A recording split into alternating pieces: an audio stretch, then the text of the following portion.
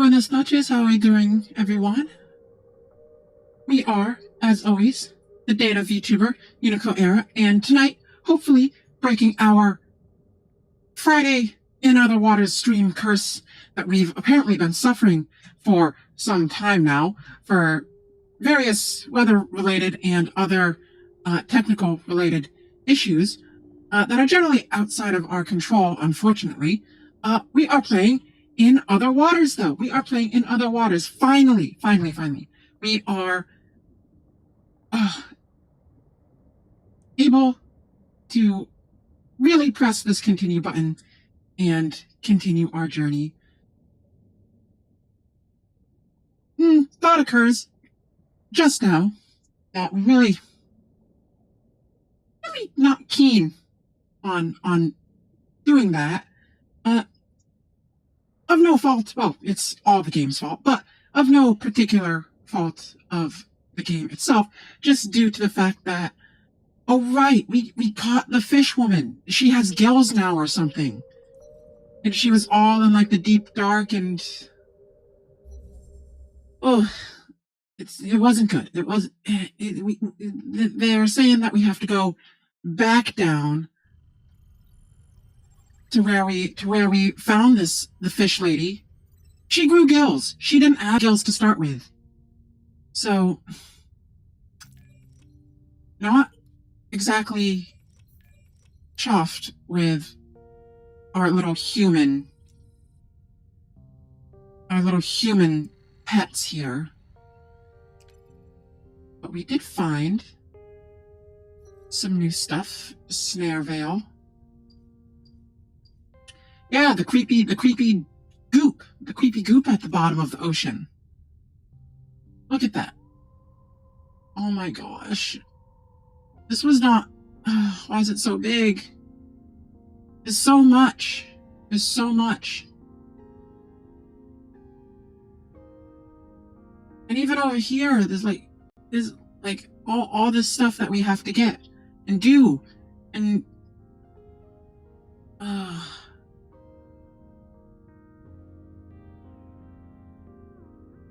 you know what? We're gonna dive map. And ooh, we do have more journal to snoop on. So, what do we have to say now? Ellery, she's still alive. That's debatable. She was at the bottom of the ocean. She's dead to us, at least. She's part fish now, and as we all know, fish are nothing more than horrid, eldritch abominations that must be eliminated at any cost. And she's literally a race traitor. So, we're gonna put her up to the guillotine, along with every other fish and mollusk and cephalopod that exists, across all planets. All of them. None of them escape. Nope, not a single one. Never thought I would see her again. Not after she sliced the core from the base on Kepler 62F and took the shuttle to God knows where. I spent weeks slowly freezing that base, waiting for the Baikal team to come get me. So she left you to die, sister. She left you to die. Why are you so obsessed with her? This is... like, that's the biggest red flag we could ever think of.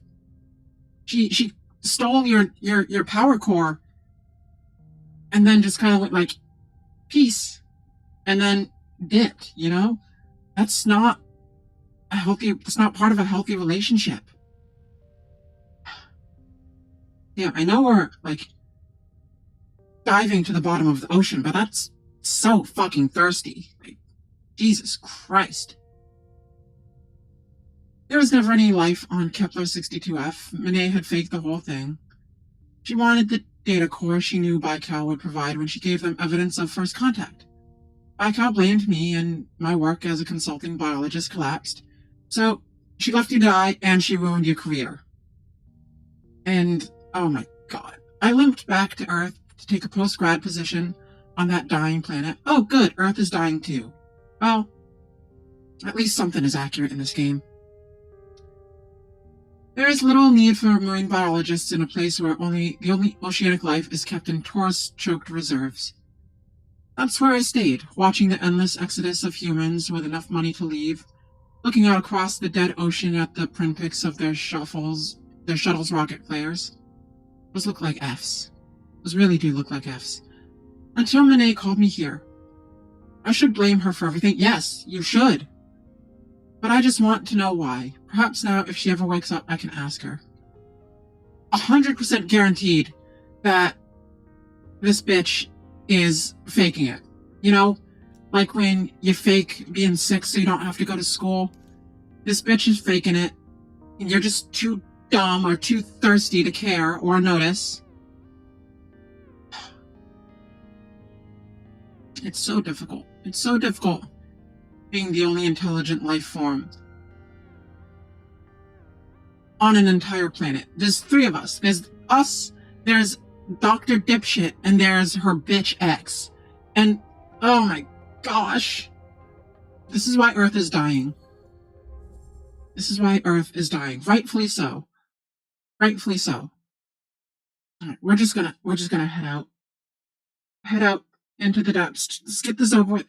Get this over with. We run into some mutant anglerfish or some shit, we're gonna be pissed. Alright. Debris trail. Lifting debris from the disabled ROV traces back into the sand. Volcanic outcrop. Unmistakably basalt formed in some volcanic trench eons ago. This outcrop is outlined by the faint light of Gliese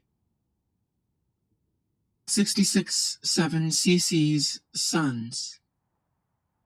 We thought there was no sun down here. Right. Eastern plain. East of the ridge, a small rinse opens into a flat plain of dimpled silt. And the pale floor descends rapidly away from the ridge in this direction. There's a field of shadowy outcrops. No, thank you. No, thank you. A featureless expanse lit flatly by the suit's lamps. Here we go.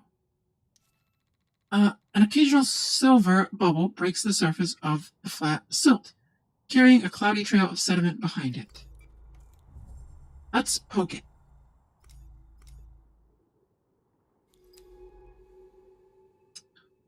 This is so unnerving. There's no sound.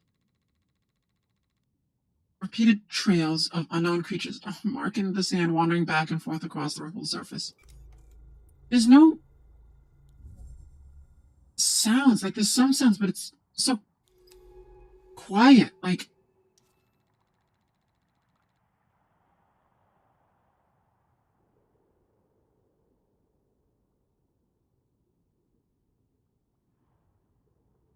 this is it. This is it. This is as loud as it's getting.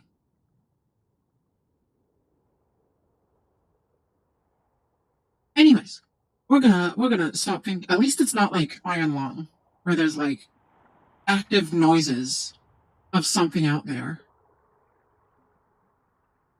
It's a fun game. Fun game. This was also a fun game and equally but differently unnerving. Equally as frustrating. Equally as frustrating. In one, we had to navigate via paper map, and in this, we have to deal with our dipshit doctor's bitch ex. So, yeah, both have their issues. Both have their issues they've got to work out, but we have faith. We have faith that Elry can come to their senses and realize how horrible their ex is, and just, maybe make a nice filet dinner out of her. What do we think? What do we think fish person tastes like? Would that be closer to like something like orca or dolphin? Or does like the gills make them more fish than mammal now? Because dolphins and orcas don't have, or whales in general, don't have gills. They have their spouts and they still breathe air. Also, speaking of race traders, dolphins and whales in general, extremely treasonous.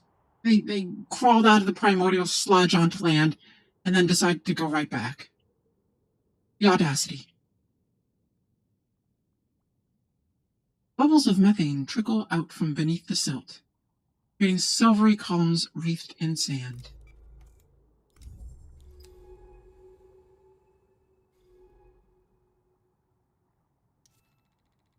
Pockmarks. Ahead, the seeps have created small craters in the seabed where brine is gathering in clouded pools. Hello? What the fuck is this? Brine pools. Oh! A shimmering landscape of ghostly pools stretches out in the lamps. The dense brine sitting in the craters like undersea ponds. We feel like we messed up something when reading that, but... Brine pools. The methane seeps here must be forming them. The pools themselves will be toxic, also anoxic. Let's navigate carefully. So let's find another way around. We literally see one right there. They're beautiful fog-skinned puddles sunk into the seabed, but they are dangerous. So let's go around, Doctor. Well, now the OST is kicking in. The seeps imprint on the geological patterns of underlying rock into the silt, forming both deep pools and untouched rises. Alright. Why is it always the O2? Why can't you just leave us without power? Oh, pet creature tracks. No. Why do fish leave tracks? No. Fish don't have feet. What are they leaving tracks with? Maybe it's a giant crab. Maybe it's a giant crab. That's the only way it's even partially acceptable. Fucking fish, dude. No, stop. Patterns of dents in the sand show the paths of feathery creatures that cross from pillar to pillar in slow and purposeful loops. And we've got our pool network. A complex pattern of pools fill the seabed shimmering with toxic chemistry. Kinda like the Doctor and her ex. Hello, plants. These feathery fronds are growing along the edge of the brine, weaving their matted leaf-like limbs through the water. Waving. These swaying fronds are a colony or a single creature. I'll start recording my observations. Dr. Egghead over here. Microbial mats. Bright orange carpets of microbial growth gathered beneath the waving fronds stretch away from the pool. We could sample them here. Among the pools is a pillar of shining bubbles. Among the pools, a pillar of shining bubbles rises up towards the surface. Bristling fronds. Each of the many limbs of these branching creatures is carefully dipped into the brine pools one by one before pulling back. While some pools transition into bare sand, others are choked with fronds. Occasionally, this creature will sweep its limbs back into a hairy mass of its body before thrusting them out again. What is it doing?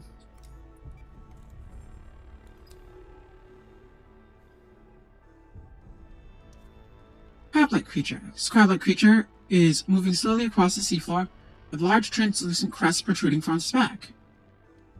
Alright, Doctor. These crawling creatures seem to keep to themselves. Let's keep track of where we find them.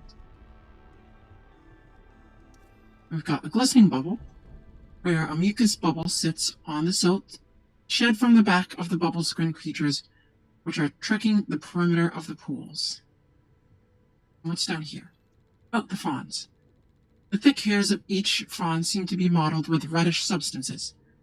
Does it grow there amongst the hairs? Well, let's start sampling, Doctor.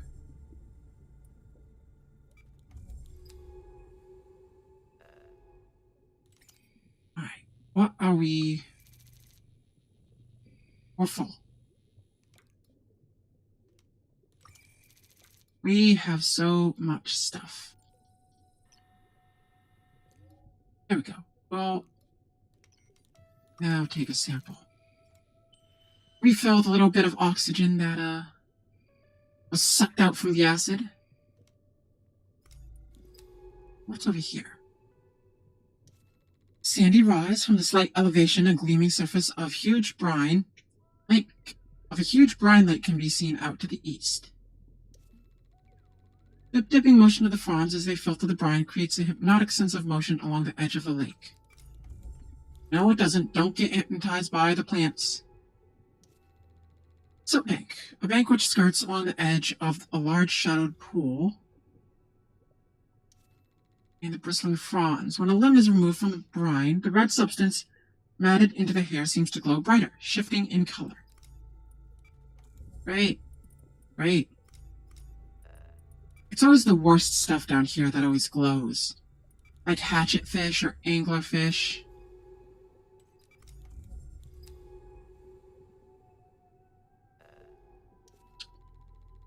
On closer inspection, the large translucent crest of the crab creature appears to be a gas-filled organ or bubble of some kind, rising from a slit in the shell. It seems that the substance caked into these creatures' hair is reacting to the brine somehow. Perhaps it is helping them feed. The waving shapes of complex fronds crest the surface of the pool, sweeping the brine into wispy shapes.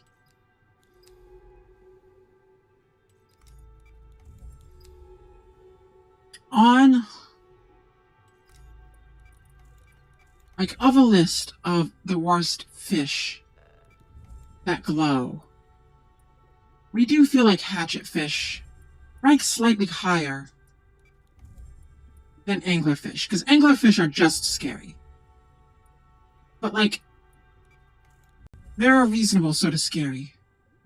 Because you probably gotta be pretty fucking scary to survive down in these dark waters. Fast creature. These creatures are so fast. Their dark coloring makes them hard to see, but let's keep track of them. Poison remains. Along the edge of the larger pools, the shells and skeletons of creatures loom out of the silt, victims of the toxic brine. Great. Great. Lake Causeway. The rise projects out towards the vast brine lake to the east, cutting between deep pools. It's like hatchetfish are just gross and scary. There's no reason for them to be so, gross. Anglerfish, scary, sure. They've got their nasty fucking teeth and their ugly face and their weird body proportions. But they are at least, it's justifiable. You gotta be a gross, creepy motherfucker to survive down here. And they are gross, creepy motherfuckers, for sure. But hatchetfish are just gross. They've got those big, huge, glass eyeballs. And it's they look into your soul. And it's not okay. It's not okay. They're like the Medusas of the fucking ocean. You want to frickin' die when you look into them.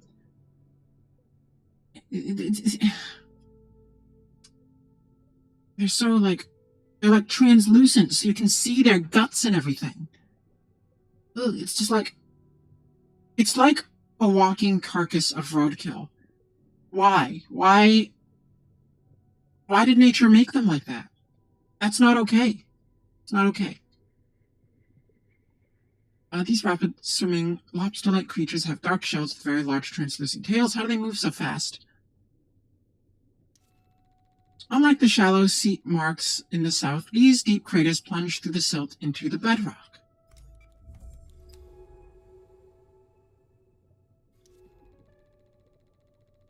Microbial mats. Among the ornate fronds, I can see neon orange of microbial carpet spreading out from the pool in complex growth patterns. The hole cuts deep into the bedrock of the plain. Could this be caused by a seep? Looks more like an impact crater. Here the complex of pools melt into the lake, which shines with a toxic intensity. Can anything live out there? Apparently your girlfriend can. Oh! Brine eaters. branching feathery fronds which grow alongside brine pools, carefully dipping their matted and stained limbs in and out of the brine. All log these creatures as brine eaters. You can take a look at my observations back at base. Oh, what's this? Got him. Brine Lake is vast. I can't see the other side. What might be hiding within its toxic fog? Do you think life might survive out there? No. Not so sure. I suppose life, no matter where it is, must still adhere to the same rules. Why do you like to contradict us, Doctor? But those rules might be expanded by these new discoveries. Our might. We got sidetracked. That wasn't us misreading. That was literally how that was written. Something out in the dark is sending slow waves to this burning beach. What could live out there? A bubble, shed from the back of a creature, sits at the edge of the lake, brine curving around its base. A faint, pulsing glow, like lightning in a storm, can be seen beneath the cloudy brine.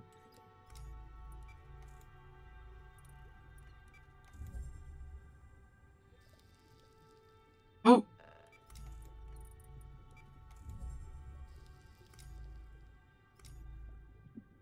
Oh, we stepped right in it. Okay, fine.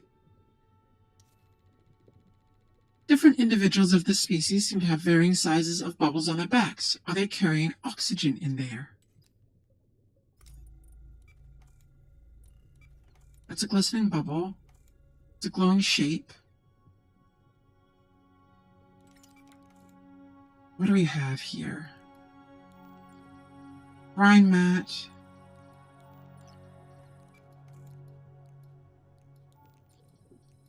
Alright, fine. And... Alright, open sample, open sample.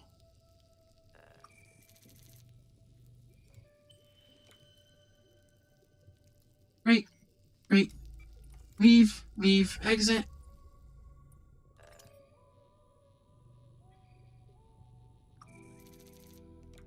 And... There we go, refill. And snag this sucker. Oh, we just brushed it. We just brushed it. Couldn't get away with, I couldn't get away with not stepping in the puddle, we guess.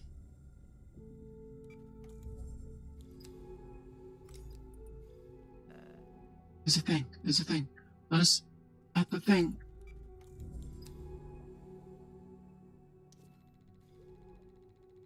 Silk-like stone creature. This tall crab-like creature towers above the brine. An unusual assortment of rocks, shells, and bones adorn its back.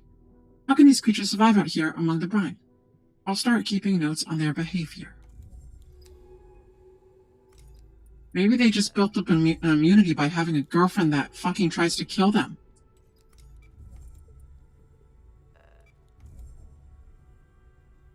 Alright, now we gotta re-navigate our way all the way back around this frickin' lake. So the squishy human inside, we don't want to turn into frickin' Silence in the Library. Don't want to be carrying this deadweight skeleton around with us.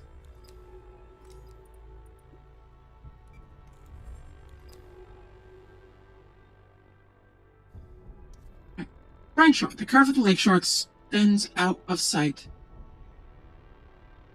And the other side of this vast depression is too far out in the dark to be seen. The edge of the lake is stained with brightly colored bacterial mats, which recede beneath the cloudy toxic mass of the brine itself. And what's over here?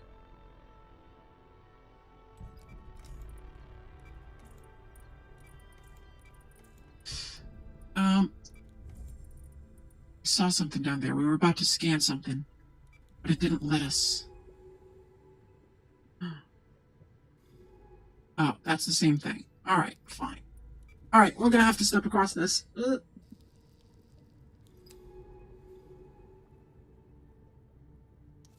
Brine Lake. The water is blinding, is a blinding milky flow in the headlamps.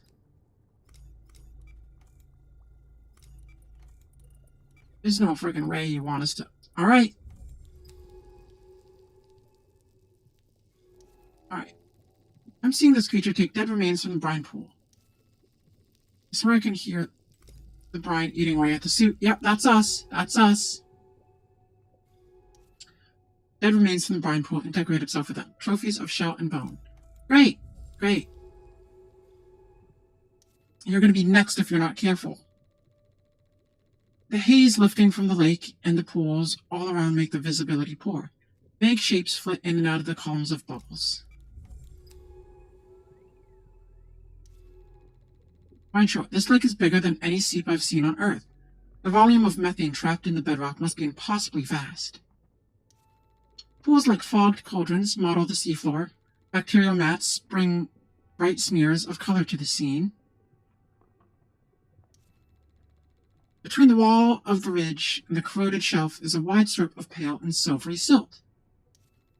A thin strip of sand pushes out into the lake, surrounded by toxic pools. And a pale rise. This small bank of silt is slowly slipping away beneath the cloudy surface of the brine pools.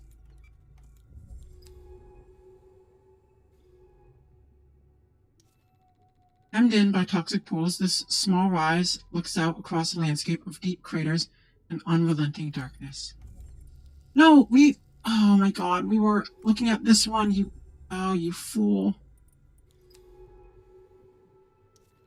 Draining pool. Some of these more northern pools are emptying the brine, leaving only shallow layers at their base.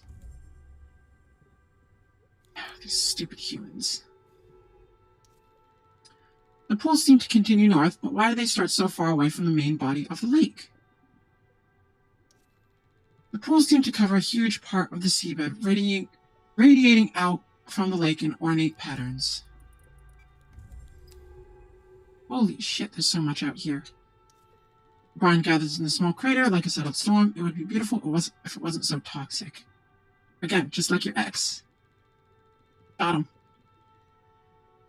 This silt bank allows the passage between the two parallel strips of craters leading north.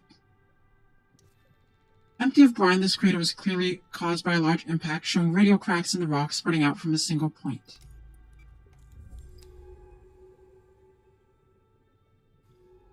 Here we go. Disabled ROV. The ROV must have been attracted by some signals among the pools, but it became another victim of the corrosive brine. And what's the sound? I don't like those sounds. This small plain is strangely clear of creature tracks. They must not cross into this northern zone. That's not great. A radial pattern of depressions in the rock suggests debris expanding outward from an impact point. A mucus bubble, shed from the back of the creature, sits on top of a small pile of silt as if it were an egg. Well, time to recharge the oxygen, we guess.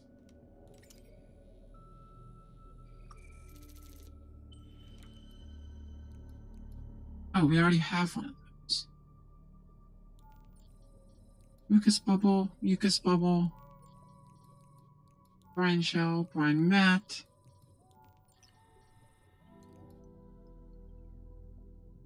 We don't have a lot of power, do we, huh?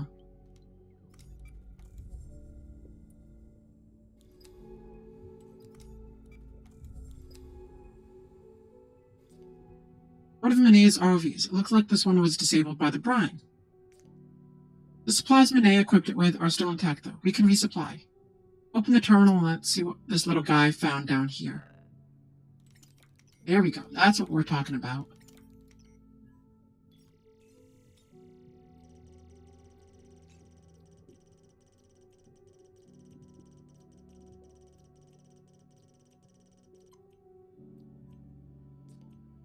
Oh wow, you found something big, didn't you, little guy? It looks like... Looks like what? Looks like what? Is that a wreck? Incredible. The debris field stretches all the way northwest from here. It must have been a large freighter or a research vessel. We have to go see this thing. Come on, we can head back to base after. Fuck off.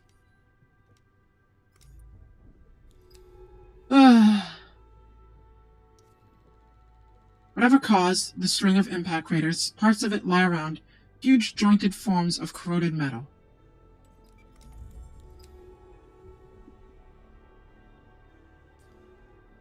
Here's the edge of the debris trail. Something sank here and by the spread of debris exploded. It's been here for years, decades. The metal is corroded a little more than a frame. That means Manet wasn't the first person to come here. Something big happened here. Something no one was meant to find. Oh, goody. So now we're involved in a conspiracy. Fan-fucking-tastic. This huge piece of debris has been distorted and twisted by the brine, leaving it totally unrecognizable.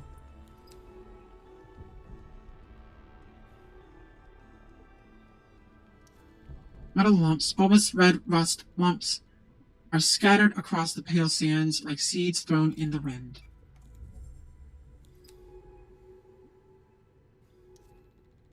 A more twisted frame. The spars of the frame stick out of the sand like fractured ribs, fronds, and other growths closing the gaps between them.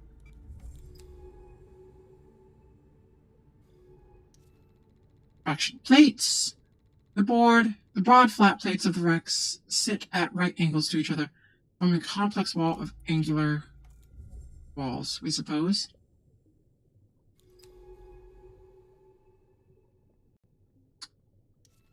Silt strip. Curved strip forms a narrow walkway between the pools beside the wreck.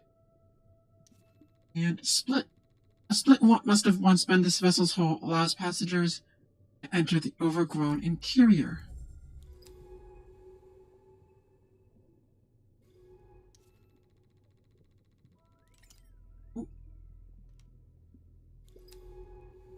In the melted corridor, the brine has left everything but the vaguest shape of the vessel impossible to define. What are you? These ovid creatures sit pulsing on the edge of the deep oceans. They are glassy and soft, like partially boiled shellless eggs. The pale pulsing creatures seem to be passive. I'm going to start taking notes on them. Good for you. Good for you. They're just like you in a relationship, Doctor. We're entering the main body of the wreck now. It's little more than a husk. It's impossible to tell anything from these rusted plates. Whose ship was this? The local ecosystem looks to have been scraping away at this thing for decades. Nothing much left for us. This bay, perhaps once a cargo hold, is being scraped away at by frond-like creatures, releasing flakes of orange rust into the water. That's probably why everything's so toxic around here.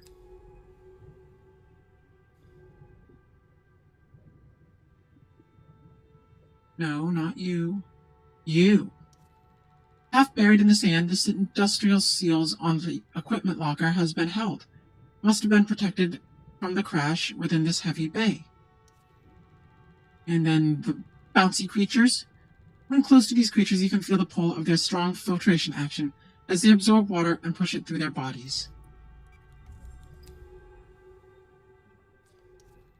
Look, a still sealed dive suit locker. Let's see if we can get it open. Oh, you think you can lever it? There's not a lot in there, huh?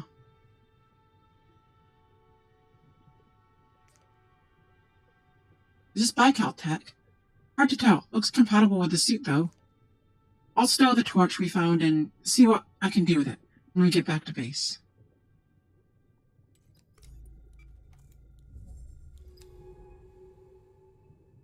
Right. The plates of the wreck buckle and bend outwards, here bent away by some huge interior force.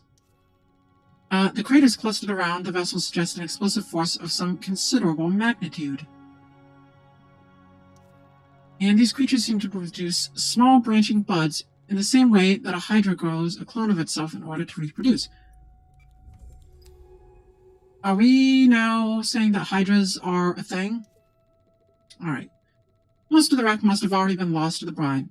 Only this section remains precariously settled on a silt bank. Whatever its origin, the wreck here has become a sanctuary for the ocean's life. There's a beauty to its reclamation. No, it's scary. At this creature's interior sits a sphere surrounded by a reflective membrane, bathed in light from the transparent sections in its body.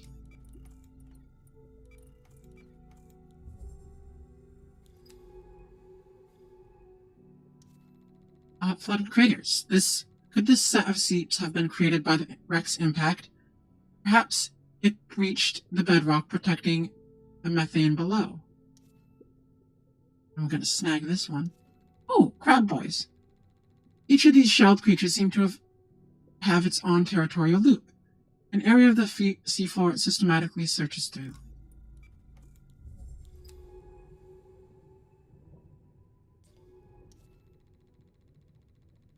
None of this adds up. If there's a wreck here, then there were people.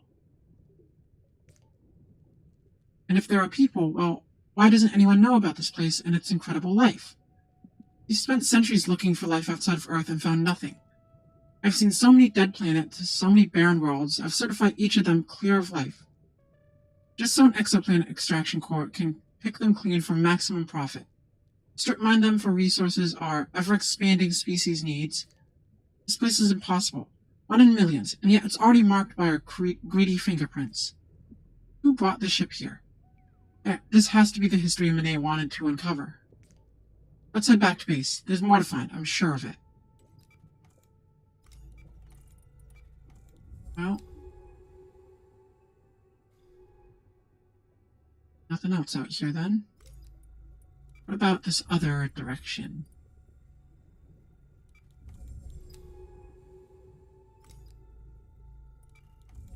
What's going on over here? A crested shell sits on the edge of the brine pool, its former inhabitant nowhere to be seen. We could sample it here. Alright.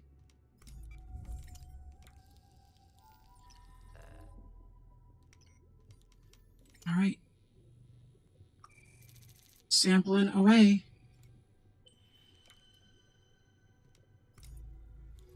Anything else? No? Okay.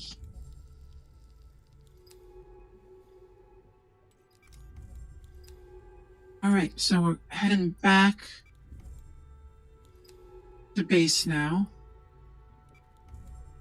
Going through this ship. Doesn't look much like a ship, but who are we to argue? We don't know Jack, apparently. Only how to keep a squishy little human person alive.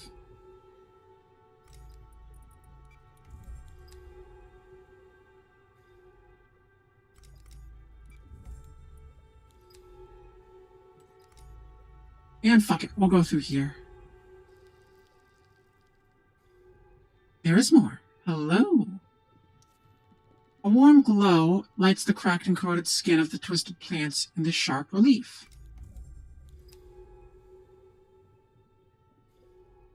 Alright, eaten fronds. Fronds crowd this piece of debris, some eaten away by the local grazers. Broken limbs all around. We could sample one of the smaller pieces. A shelled crab-like creature which scavenges the ocean floor in search of nutrients carries a mucus-lined bubble on its back. I'd like to call these lung crests. Those bubbles they carry on their back are so cumbersome.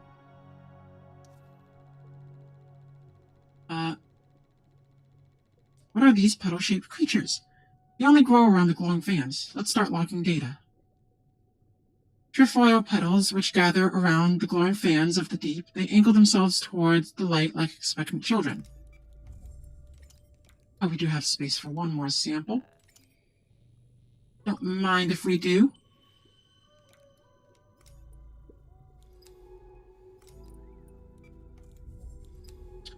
And there's a boy over here to get. The fan has tucked itself into the side of the vast corroded plate, forming an oasis in the shadow of the wreck. Like the fans found in the bloom, these creatures are fan-shaped filter feeders. However, these variants glow with cold fire. These fans seem to play a central role in the ecosystem here. I'm going to start recording data. Did we just find 2 different things? Okay.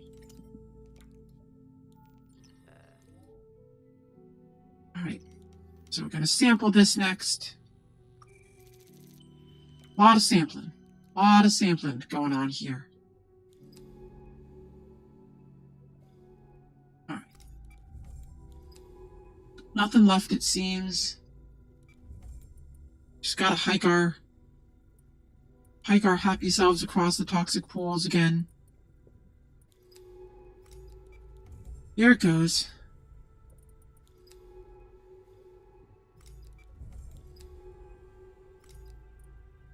Alright, and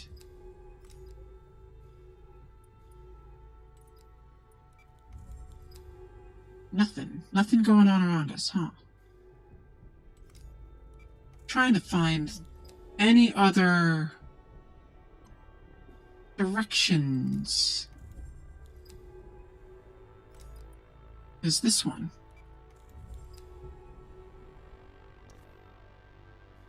Here we go. Isolated oasis. Despite the toxic brine on all sides, this glowing oasis clings to its rock even as it's melted away. More stuff. Good. Glowing fan. Precariously seated among the pools, this fan shows signs of decay. Its amber waves of light stuttering and flickering universally. We think. That's it. Right fan. Significantly taller than the Bloom's fans, these creatures seem to favor the rocky substrate of the ocean's floor's basalt pillars.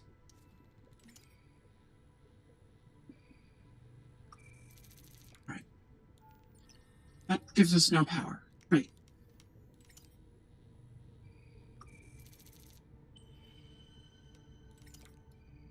A lot of samples. A lot of samples, huh? And each of these wide petals has a pattern of stomata and stamen across its surface, and from these some kind of pollen is drifting out in clumps.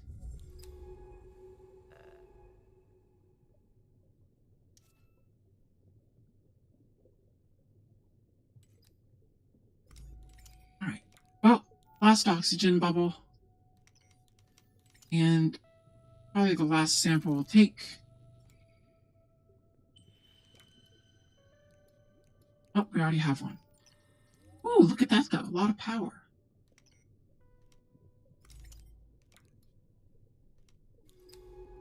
Nothing over here.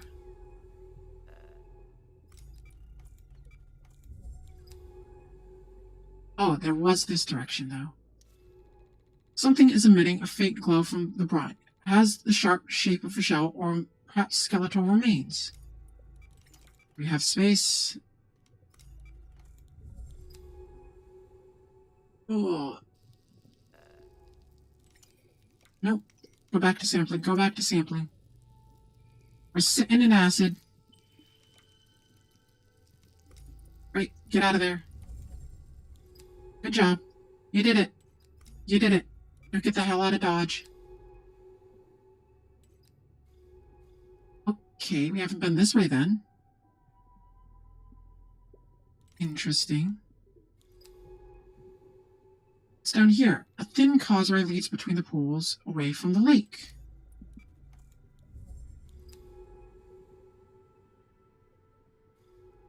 Oh, I guess we have been down here.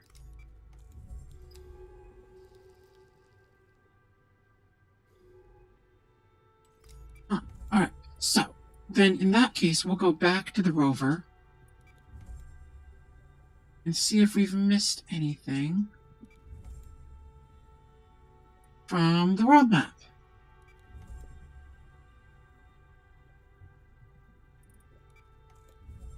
Where are we supposed to go? Is it right here?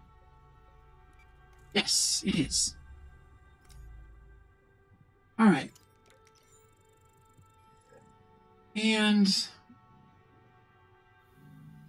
bail. Bail. Time to bail. Get out of here. Get us out of here. All these gross-ass fish.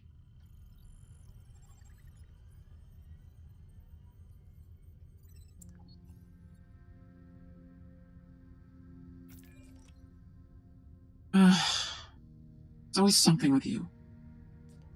Renee is growing. She haven't dared go in. I can't make sense of the readouts. Her vitals are unreadable, but she is still alive. X'd it out. Whatever kept her alive on the slopes is changing her somehow. It's probably the toxins. I've been sat here watching her. I don't know what to do. Put her down.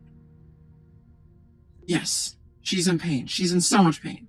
Her brain is active, but she's unresponsive. This is the one time you wanted us to say no, huh? There are procedures. Every base stack is equipped with quarantine systems. I can authorize the lab to be purged. End it now. Do it! Is that still Monet? I can't. What do you think? Should I? Yes, authorize it.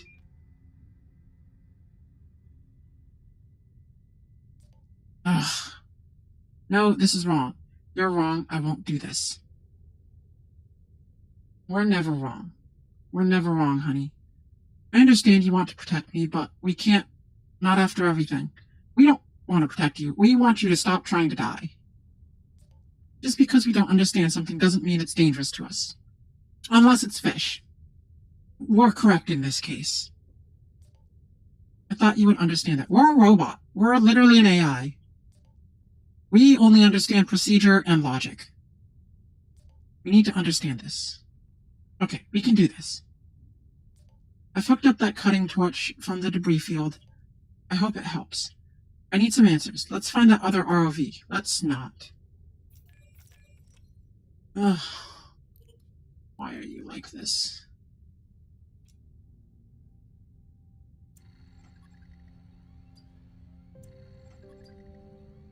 Also, how do we...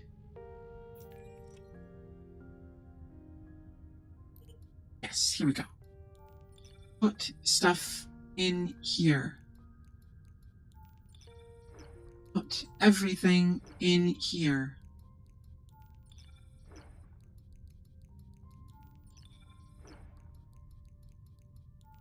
All of it goes in here. Good thing there's 2 stations for that. Alright. Now, how much of this stuff can't be sampled yet? No relevant taxonomy entries found. Great. What about you?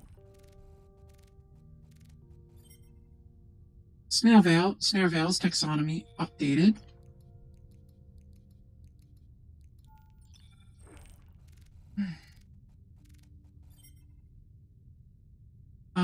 Lungcrest taxonomy updated.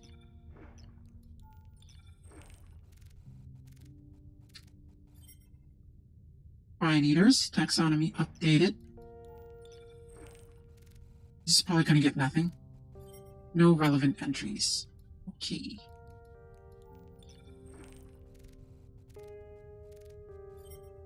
Lungcrest taxonomy updated.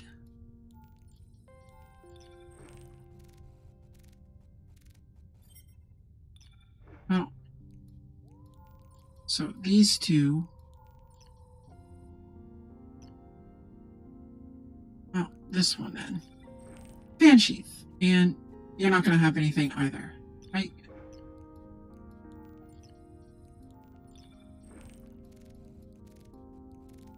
Oh, Brine Eaters also updated.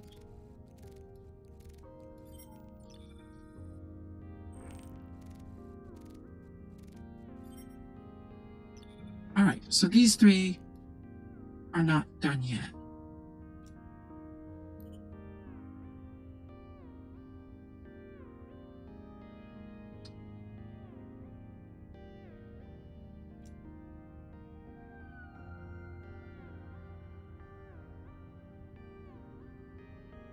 Alright.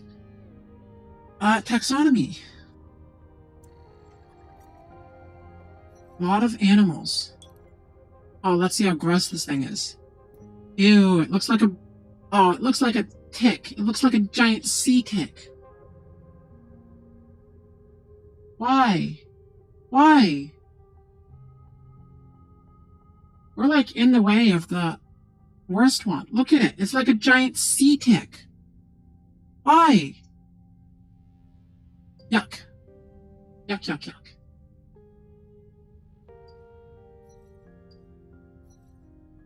What about down here? No sketch. There is a sketch. Let's see what this looks like. That kind of looks like lettuce. Not gonna lie. That kind of looks like lettuce. But it's definitely putting us off ever eating lettuce again, so. No, thank you.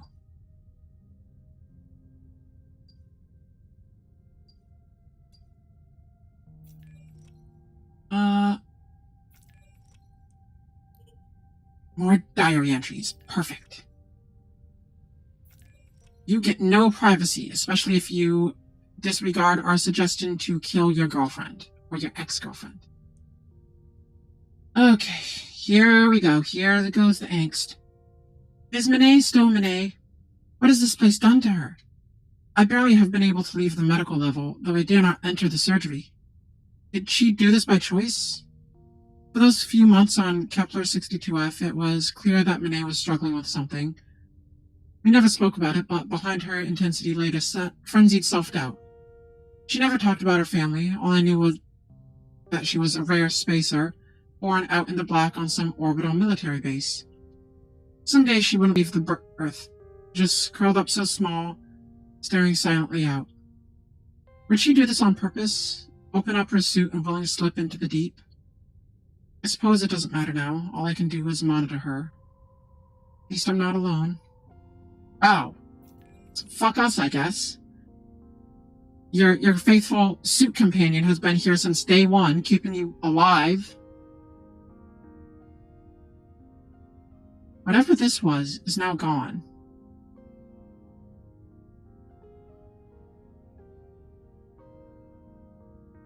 It's very interesting because these are still here.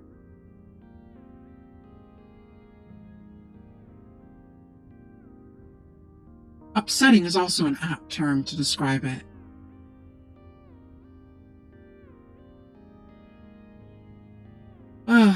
Oh, and this is the full lake. Okay. Whole fucking lake. Got it. Got it.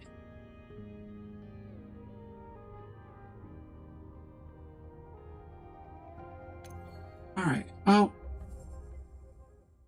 We're just gonna see if there's anything out beyond this point. First. Probably not. We're probably wasting our time. And we're just gonna be heading right back onto base.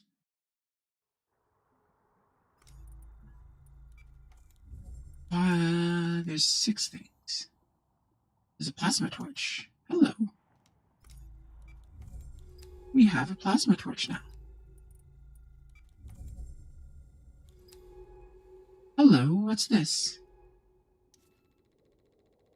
Massive, tentacles and growths unlike anything I've ever seen. It's difficult to understand the anatomy of these creatures just by looking at it. What is that? It looks like a whole menagerie of creatures caught in a silken net. Oh no, it moves. Stop moving. Oh no, it moves. Another group of towers rises. Towards the pale light, each strata piled the silver silver silt. We're going back this way. We don't want to deal with octopus thingies. Oh, no, not anything but octopus things. I mean, we're gonna find a fucking Leviathan down here or some shit. It's not fair. This isn't fair.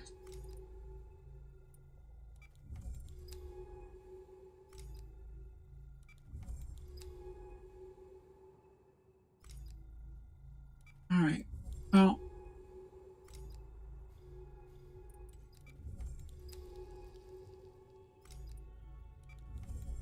Is there any way... There was another step out into the lake, right? There was one on the top side near the wreck, and then there was one down here, right? Or are we now just imagining that? Nope, there is one right here.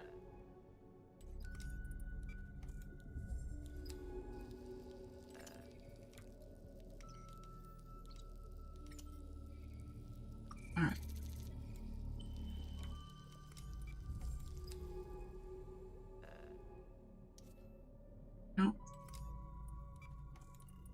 That's something else.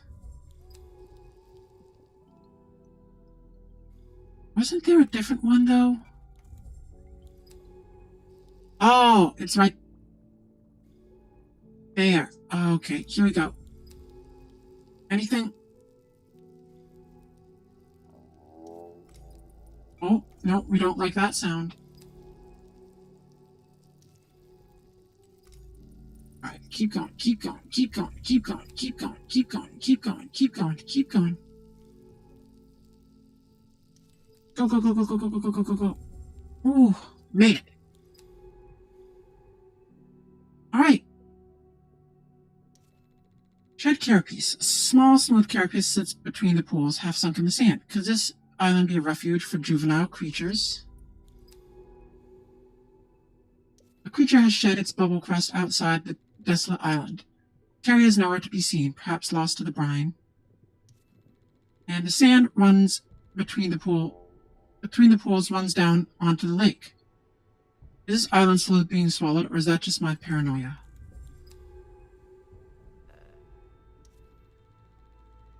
From the small pool at the lake's edge, a pale blue pulse is flashing. I swear I see lights blinking in response out above the brine lake.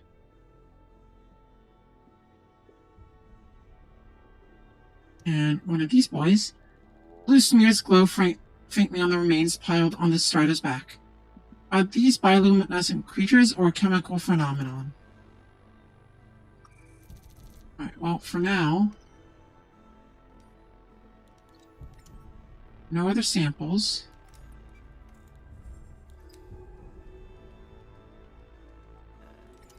What about you? Oh, we've already got one. Oh, yes, and you give me power. Beautiful.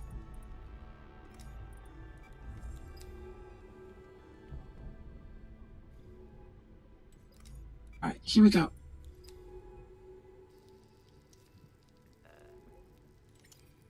Nothing else to be found out here.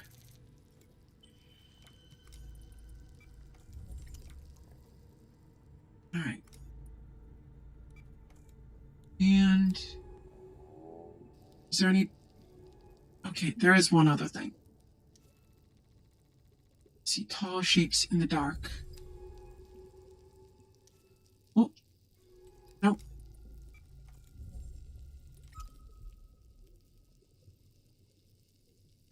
That's not good.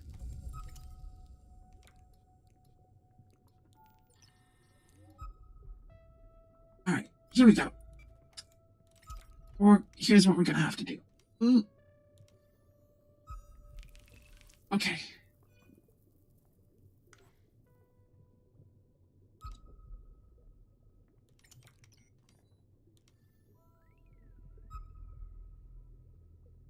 Oh, did we just beef that?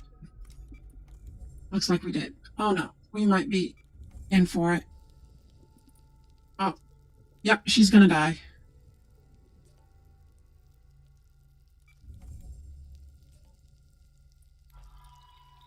Oh. Oh well. Oh, there's our first death. That was 100% your fault. That was 100% the doctor's fault. They should have known better. It was their fault. Nope, we claim no responsibility for this. We claim no responsibility for this. Yes, we're back online, idiot.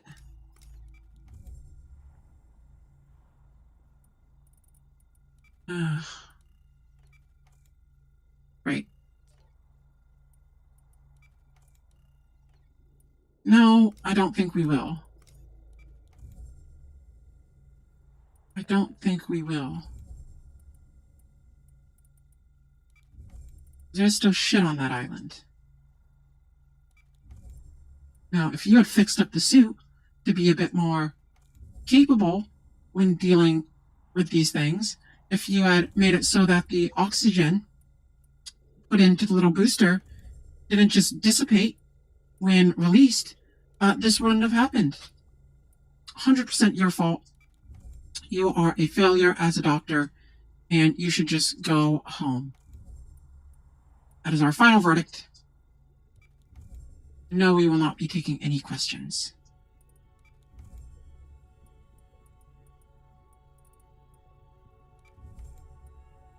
Okay, round 2. We're going to try that again.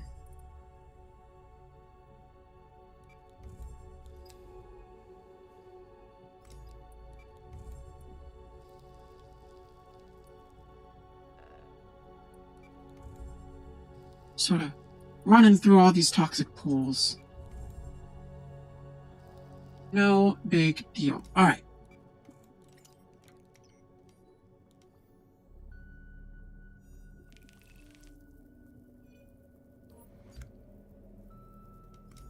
There we go.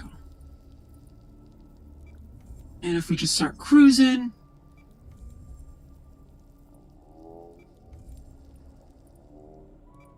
it's no big deal.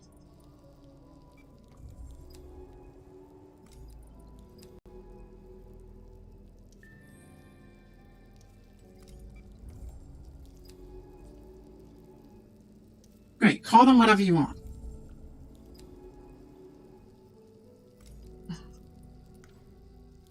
Oh boy. And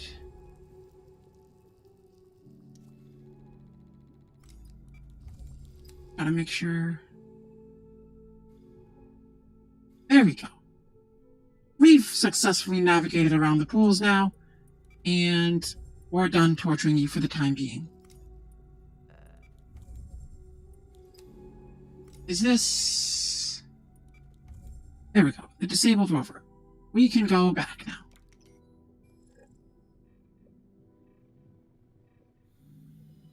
Ugh. That was awful. This is why we hate the ocean. You just get stuck down there. There's nothing you can do. Also, we are the suit, so it was our protective measures that kicked in. You're welcome. Alright, we already have one of these. Do we have... We don't have one of these. So, let's...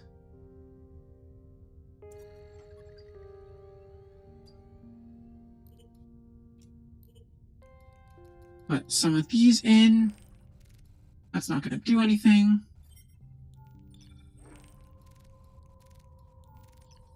Here we go. Brian Strider, taxonomy updated. No relevant entry. And here we go.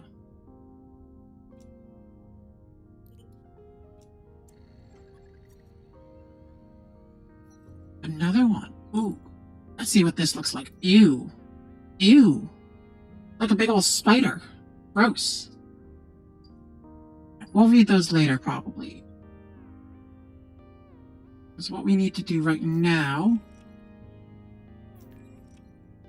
is go here to get some bubbles. Get some bubbles to make sure that we don't die of oxygen deprivation again. That was a bit of a miscalculation. Not on our part. We're amazing and can never make any mistakes ever.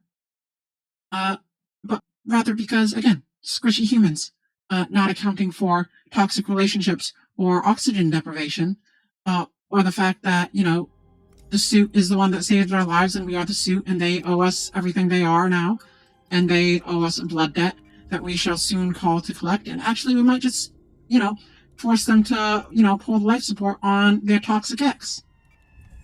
So, how do you feel about that, Doctor? Alright, so we have space. So let's grab, like, 2 of these in here. 2 of these plants worth. So each of these should give us 3. Yep, 1, 2, 3. And 1, 2, 3. Why do we keep scanning? There's nothing to scan around here. We just need to get another sample's worth of shrill sacks, and we'll be good for a while.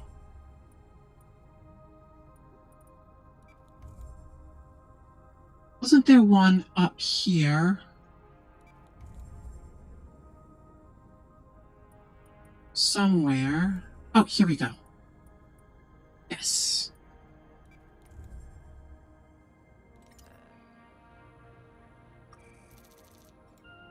There we go. It's got plenty of oxygen reserves now. Now we can head back and go deal with the octopuses. On like a scale of 1 to 10 of how much we actually want to deal with octopi, it's like a solid like -0 that we want to do this. But we suppose if it's for a good cause. Let's get the doctor here to finally realize how bad their ex is. Anything for the cause, you know?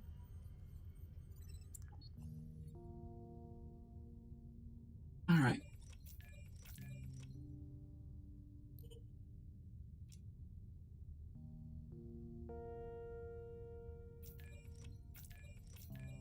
Oh yeah, this bitch is growing, huh?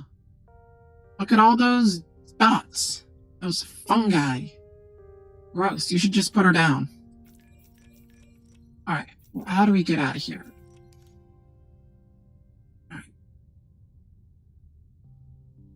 Alright. Second sight. Let's go. Not happy about it. Not happy in the slightest.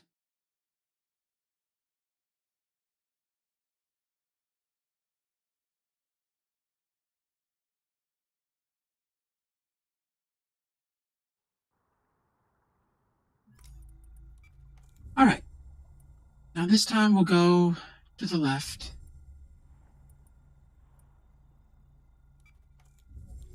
Creepy octopus thing isn't there. Oh, no, there it is. I'm gonna go kick its... Oh, what the fuck was that?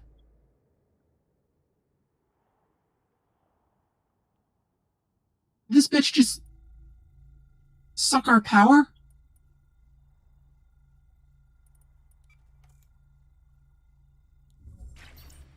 It did, you bastard.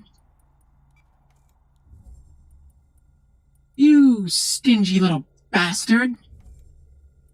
This is why we fucking hate fish.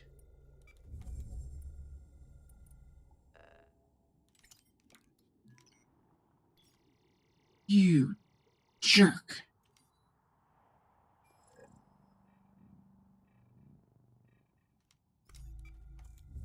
Can we just request retrieval at any point?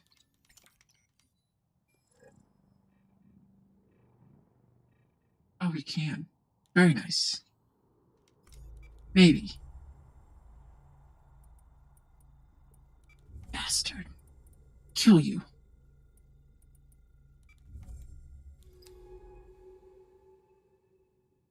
Alright, Shadow Cat. In the shadows of the towers, there is a deep silence. Ugh. A gang of squid is gonna come out and jump us. From between the towers, a pale blue light flickers over the rocks. Flanked by the towers, this path leads even deeper down into the slopes. Let's check out over here first. Oh, great. More of these. The veils reach out towards the black basalt towers, emanating flashes of cyan light. More veils. We need to be careful. A gap has opened between the veils, allowing passage. Has to be a way to find a path through. Yeah, we're working on it, Doctor. The veil is in the process of splitting away from the rest of the body. Is this how veils are born, or is this an injury? Hopefully, the latter. Even on the far side of this tangle, the veil's lights can be overwhelming, multiplying my shadow in all directions. Great, so they're spooky. Occasionally, this creature stops and unfolds its tentacles and chambers to cover a broad area of water. Is it hunting?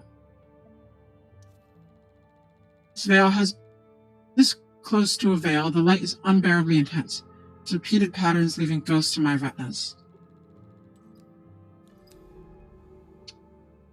With the blinding veils behind me, I notice smaller pinpricks of light moving across the slope. There are other creatures. Oh, no, no, no. Why? Why?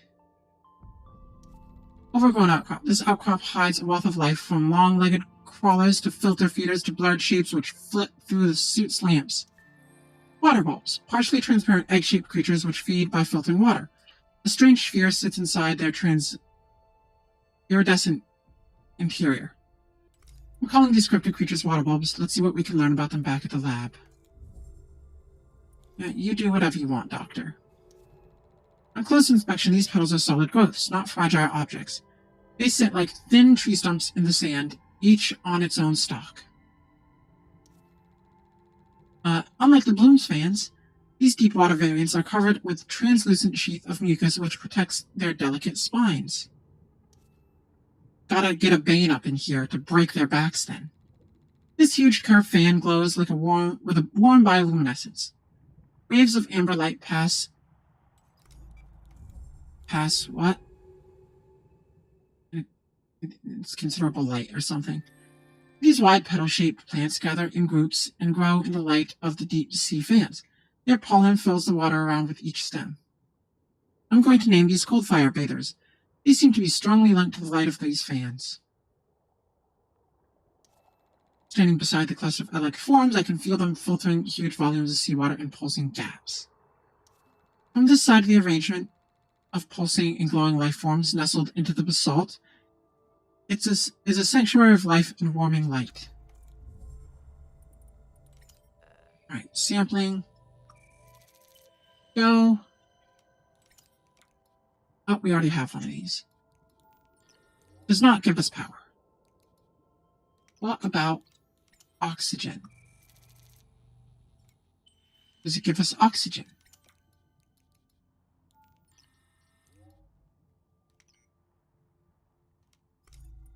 Can't tell, honestly. Alright, what's this? Do we have one of these? We do. Give us oxygen. Oh, that one does. Very nice.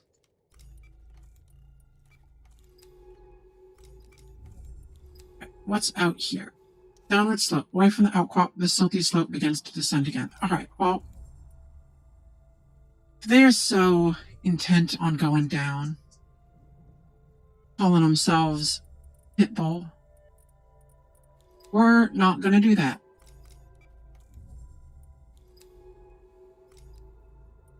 Oh no.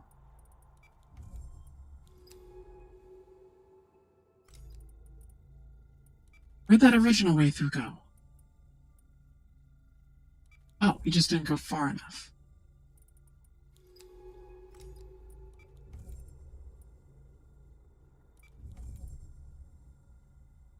Little bastard, little bastard. Try something, try something. We have a fucking plasma torch now. We'll cut you.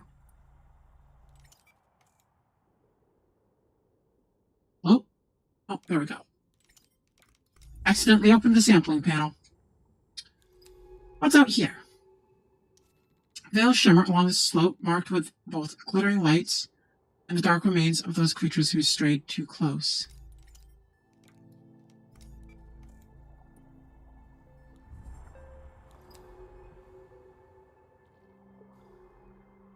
Okay, so there's nothing down here.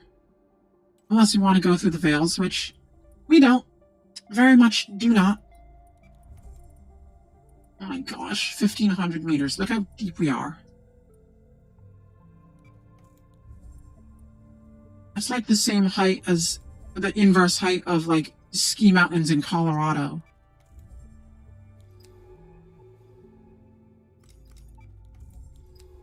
So big. Oh my god, we're so deep. We don't like this at all.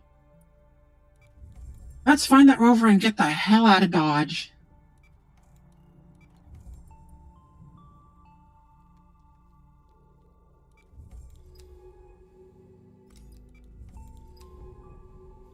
Nothing out here. Gosh, the screen is literally just black. What the fuck?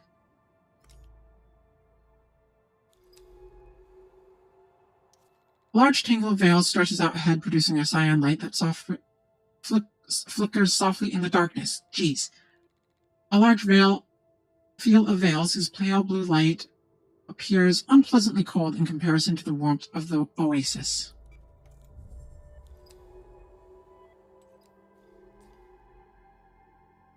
No wonder Minnie's ROVs never return. These veils are fucking everywhere.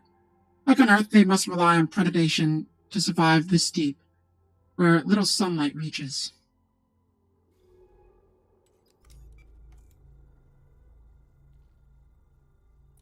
Perish. Die. Oh, shit.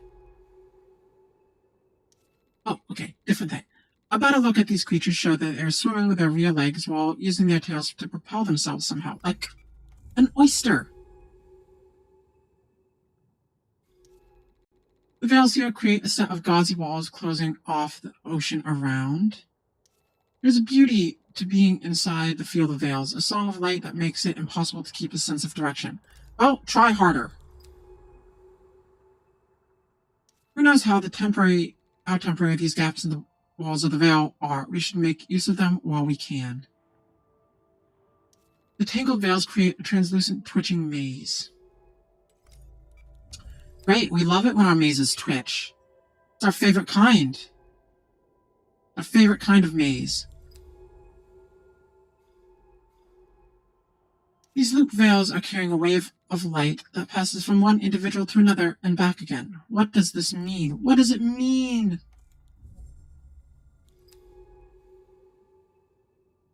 Who am I? Like city lights beyond a curtain, I can see the warm pinpricks of an oasis behind this waxy veil. An avenue between the veils. Flickering shapes caught in the suit's lamp suggest other creatures make use of this safe passage too. Ooh, this is a gamble. Are we gonna get caught? Oh yeah, we did. Alright. Anything of note? The veil seems to sit away from these basalt shelves, preferring to seat themselves in the silty dark between the rocks. Alright.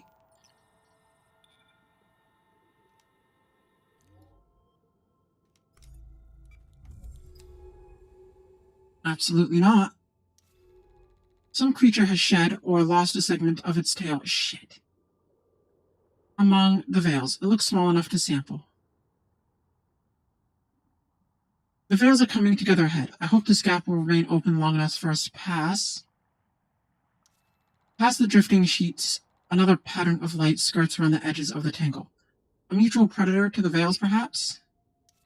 A gap in the tightly knotted veils leads to the warming amber light of another oasis. Alright, fuck it. Eat!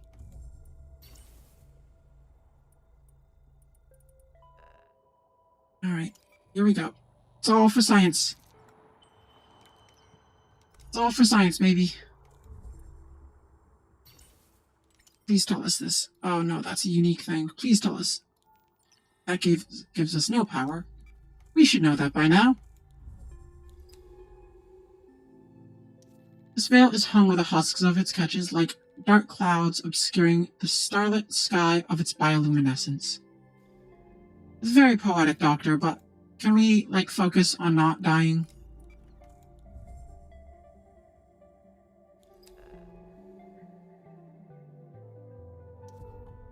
As long as that's not one of the squids. Remains. Maybe this will give us power. Just a little bit. That's more than we had before, so good enough for us.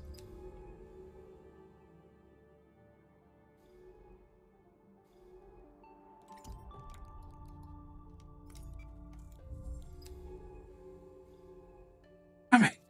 This fan shimmers with the waves of cold fire bathing the surrounding oasis in a warm light. And cold fire fan. Filter feeding fans that beneath the mucus sheath pulse with warm light, often surrounded by other creatures benefiting from their glow.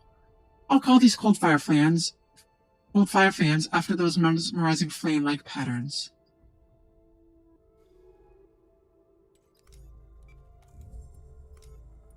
And hopefully nothing over here gets too scared and ganks us. Living outcrop. Tiny creatures crawl silently along the layers of dark rock, leaving behind small, strange marks in the shallow silt piles. Another garden of creatures rooted in the dark basalt shelf. All can break from the intensity of the veil field. While we're here, let's grab some samples. Oh, we already have some of this.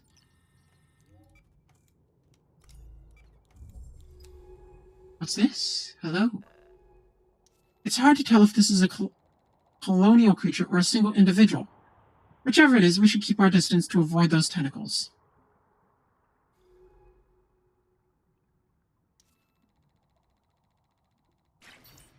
You stupid bitch. This side of the outcrop where warm light of the fan does not reach is absent of life. Fucking asshole. You can't come up to us and then get scared. Give you something to be scared about. At the edge of the scout crop, in the light slant slope, a shallow burrow leads down. Eggs glint within. We could sample them here. Oh, don't know what we're sampling, but let's do it. At the northernmost tip of this outcrop, a dark pillar rises up. Its stacked layers edged with pale silt.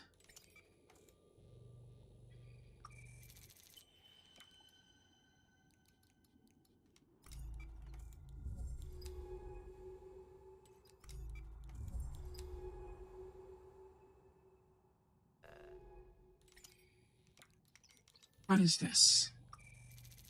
Pollen. That doesn't really do much for us. Why is it that when we think about ovular growths, these pale pulsing creatures have noticeable growths budding off from their central form? We could sample them here. Why is it that whenever we think about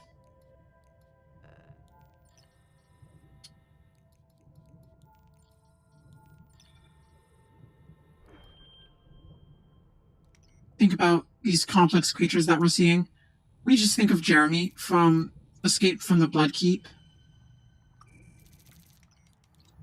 Alright. Ovid Butt. Oh, we were supposed to put that in power. Oops. No more left, huh? Ooh. Weren't supposed to do that. Last creature. These creatures seem to follow the same routes back and forth through the veils. Why do they limit themselves to these pathways? Because they know not to fucking stray off the path. They're gonna get ganked if they do. Away from the outcrops, the veils claim what territory they can. This field is the largest I've seen, wandering away into the depths.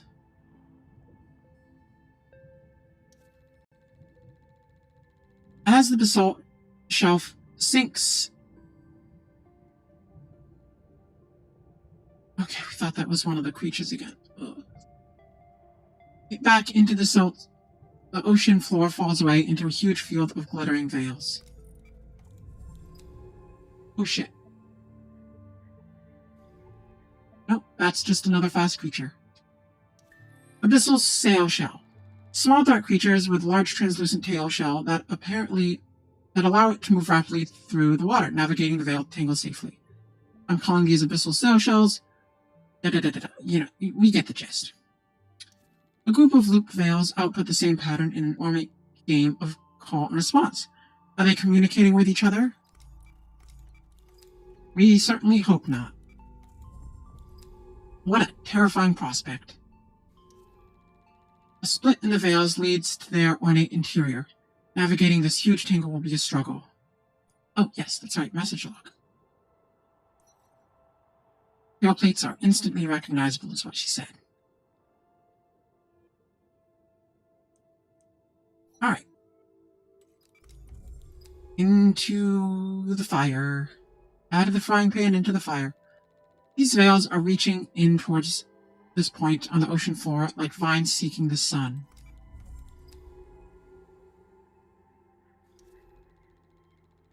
Here, the walls of the veils come in close, turning away from the core of the tangle at strange angles.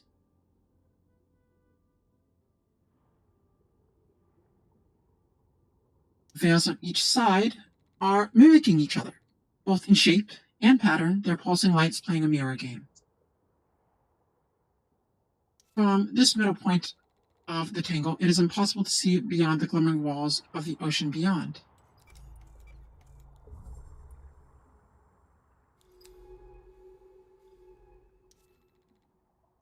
An ornate creature that casts a net of like arrangement of tentacles and pile-ups to shock passing prey.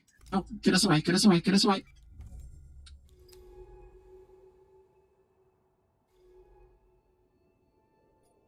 With all these orbiting pile-ups and strings, I'm naming this creature the Ori. Don't know what that's supposed to be in reference to. Alright. You gone? You fucked off? Good. Among the hypnotic patterns of the veils, other lights move, pinpricks like LEDs shifting in the loose orbit of an unseen body. Alright, well, let's check out if there's anything up here first.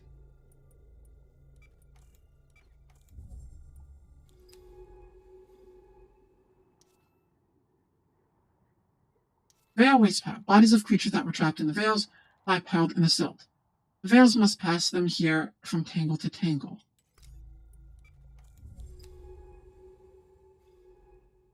A large basalt pillar sits on the shelf, its dark skin textured by the lights of the nearby tangle. Right, come on. Deep oasis. Glow of an amber fan and the soft shape of its petal audience can be seen just behind the black rock. The far side of the veil field, this outcrop sits silently dappled with warm pockets of life.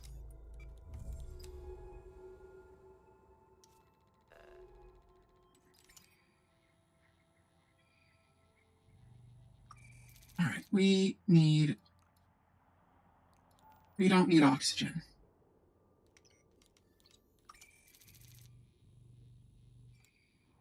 We apparently don't need deep pollen either, because this is good for jack all. What do you give us? Good, we need more power for sure. That's all.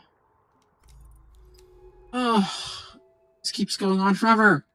The petals here have had their roots dug up by some creature. We could take a sample of them.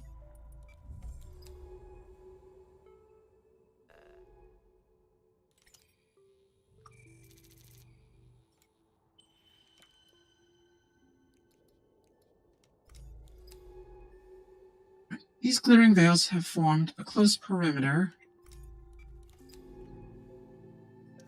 around the outcrop, but seem to be keeping their distance.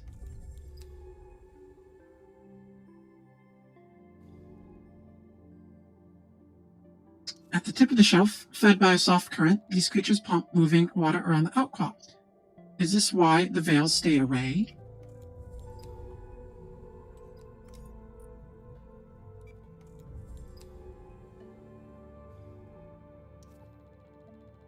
The gap between the tangles here allows passage further into the slope.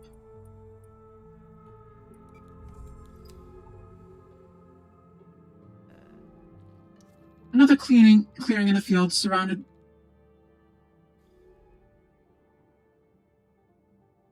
both by possible routes both through and past the flickering veils. Fine. Get rid of our oxygen. Fine.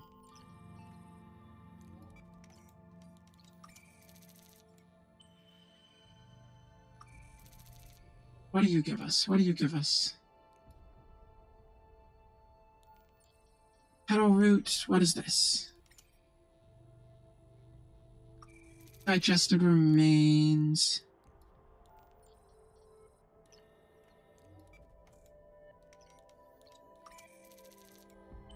As gross as it is, we know you give us power, so...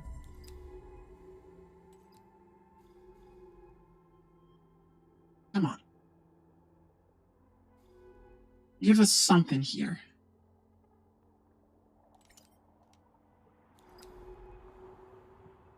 Clearwater. The tangle is behind us now, leaving only the dark of the deep ocean ahead. Hopefully we miss those. Yes. One tango is split away from another here, moving down the slope away from the field.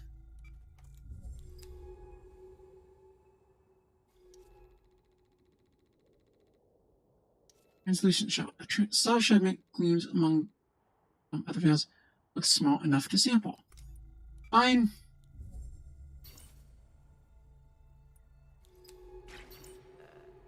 What?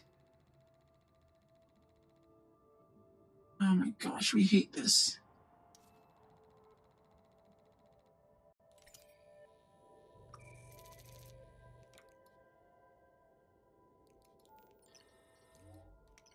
We hate this so much. Oh, we already have one of these.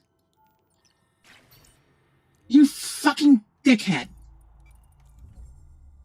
That's not the way we want it to go. Oh my god. Alright, fine. Fuck you.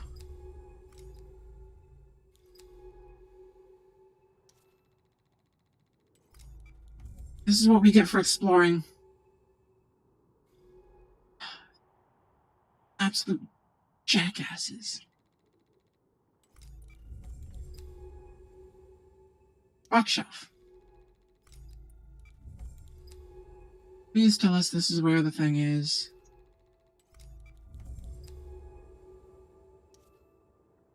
There we go.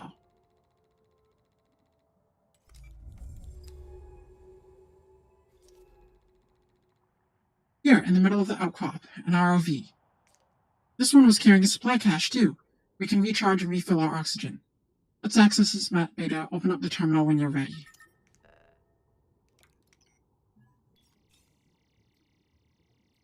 Ugh. These jerks and their freaking power sucking. Seems like this ROV was disabled by the Veils, like the other one. This can't be right.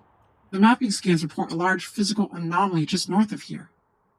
From the data, it looks like a structure. That's impossible. Maybe the Veils fried the sensors. Either way, we should go check it out. Now? Fuck you. Honestly, fuck you. Oh my gosh, this isn't the way we pointed.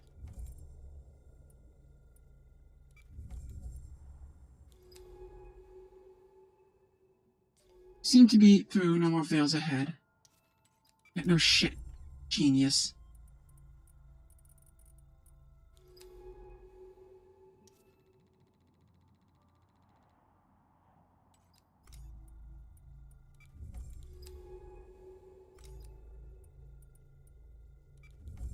Gosh, we kind of understand why Monet wanted to kill this idiot. He's so easy. It's more like, how do you not kill her?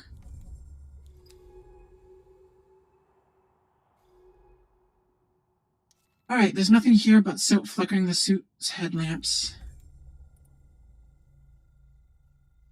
Oh, now we're just all in the dark. Angular rocks. Some strangely geometric rocks sit in the dark. What are these formations?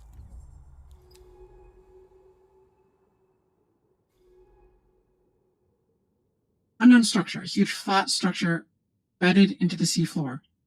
Could Monet have built this? What are we looking at here? Beats me. Yawning black shaft, apparently, that descends into the seafloor. An anomaly that must be solved. Can't see the bottom. Nope. Who made this? It looks like it's been here far longer than anything else.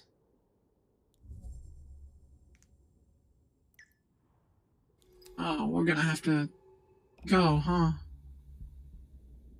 Oh, we hate this. We hate this. Oh yeah, we just keep going down. Down, down, down. You know what? We're gonna go back up. We saw some stuff up here. Maybe there's...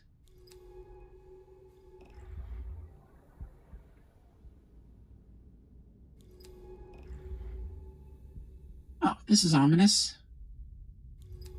Ominous. The suit's lamps reveal two dark holes on opposite sides of the shaft, their torn edges thick with crimson rust. The compartment is filled with sand and rock, which looks to have entered through the collapsed ceiling.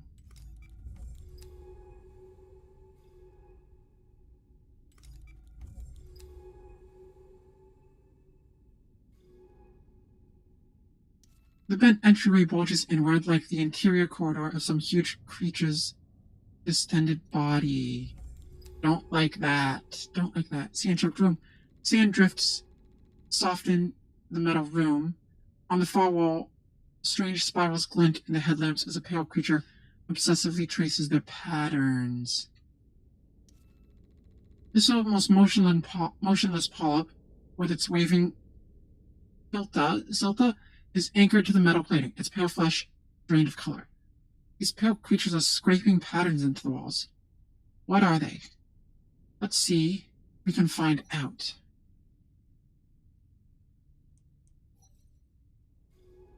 What if we didn't, and then also said that we didn't?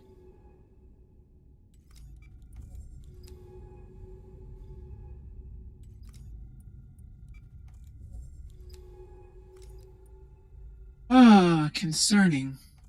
Very concerning.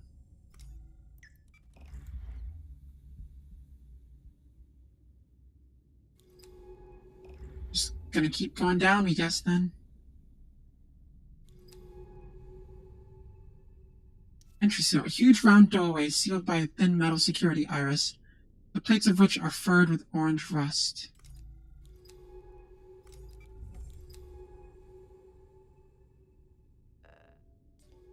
Some kind of facility. What was happening down here? Let's find the fuck out.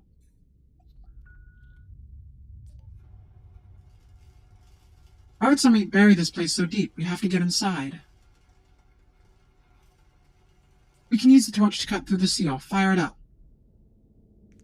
We are already like 10 steps ahead of you.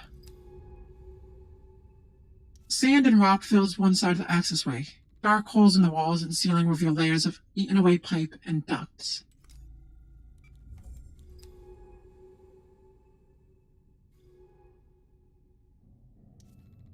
Beyond the doorway, a vast dark space opens out in the rock, filled with skeletal remains of rusted machines.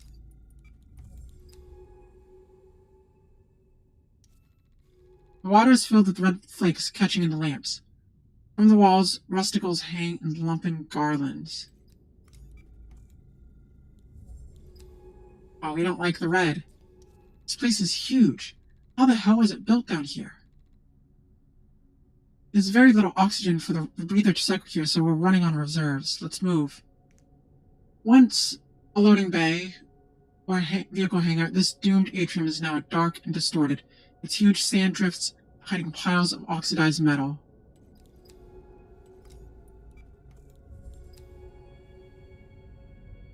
Above, a huge shelf lurches out of the carved roof of the bay, its underside hung with globular orange spines. Now we need oxygen, huh?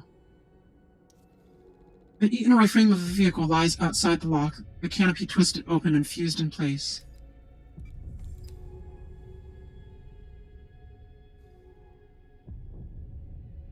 A large open lock leads into the depths of what appears to be a corporate arcology. What secrets have been buried in this place?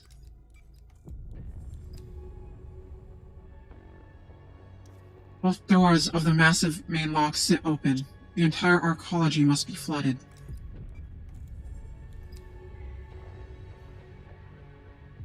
The vast volume of the arcology lies ahead, piled with rocks and sand drowned in this dark ocean. The main volume of the arcology is broken up in low buildings partitioned away from the space. Are these offices? Homes? Those are Baikal markings. What was an Exoplanet Extraction Corp doing here? I worked for Baikal. Minay worked for Baikal. They built the suit. They built the base. They mine exoplanets, skim helium from gas giants. They help drive forward humanity's expansion. If they discovered life, we would have known. Everyone would have known. Unless something happened here. Something they don't want anyone to know about. Bright spirals. These metal walls of the passage are etched with strange spiral patterns. What made these? Some glisten with a thick mucus.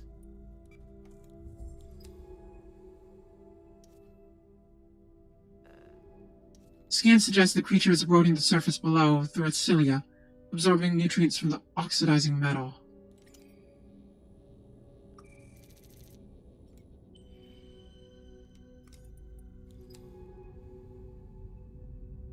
Thick knots of wires are strung between the angular buildings. Ducts and pipes poke through the pockmarked metal plates.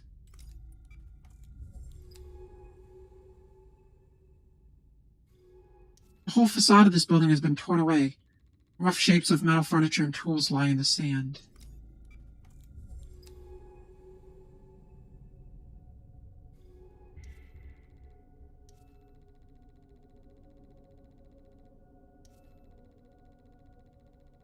The metal walls are buckled by the pressure and corrosion leave a large wound in the side of this compartment.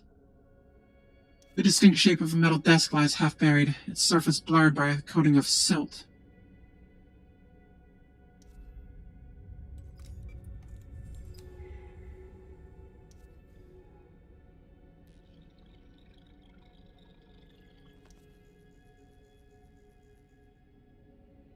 Say again.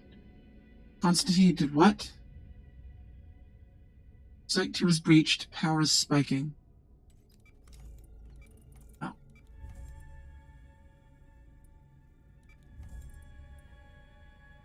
feel like we'll get more context for that.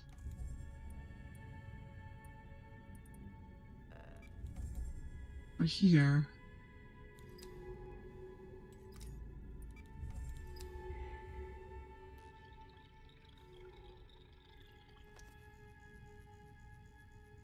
Massive breach. Life support will fail in 2 hours. Is there anyone from Baikal on this channel? Please respond. In all directions, huge sand drifts shine in the dark. Among them, shapes of crippled buildings resemble the remains of a desert city.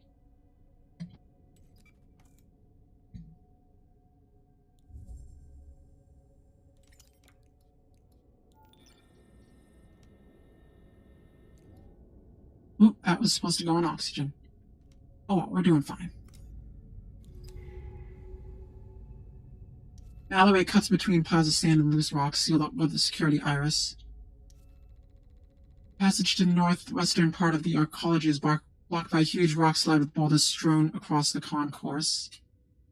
An automated transport sled loaded with crushed storage cases jut unevenly out of the sand.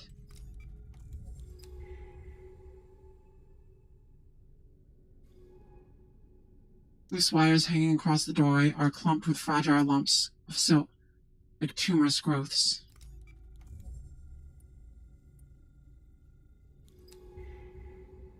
The lines of fabricators and machines suggest this was some sort of machine room for the repair and maintenance of the arcology.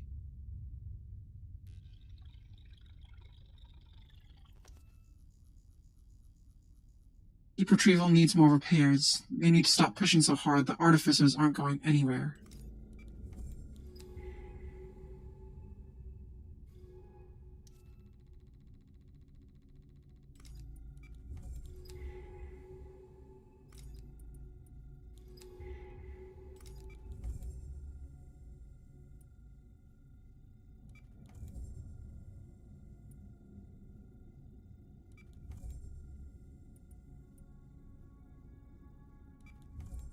The doorway with the torch.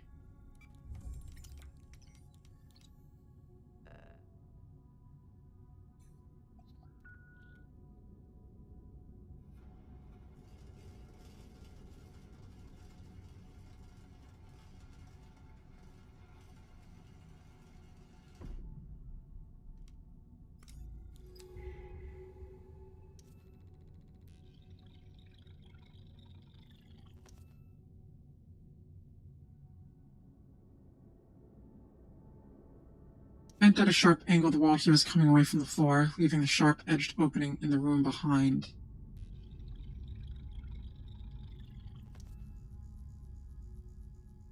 Site 2 is silent. There's nothing from Ophelos. Site 1 is off the grid. Where are the rescue teams?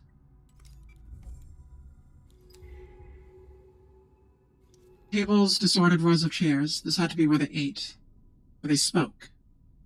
How many lived here? The chairs lie in disarray. What happened? Was it sudden, or a slow, creeping realization that everything was about to end?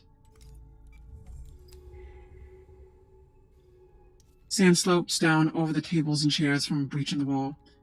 It's hard not to imagine witnessing the breach.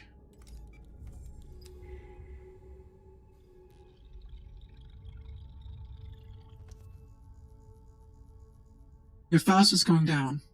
God damn it, what are they doing to my ship? We're leaving now. A pair of work boots lie quietly in the corner, overflowing with silt.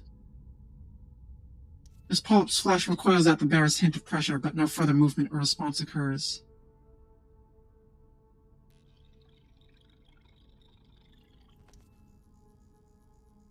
Nothing from Ophelos. Their feed just cut out. We're being erased here. Baikal is pulling the plug.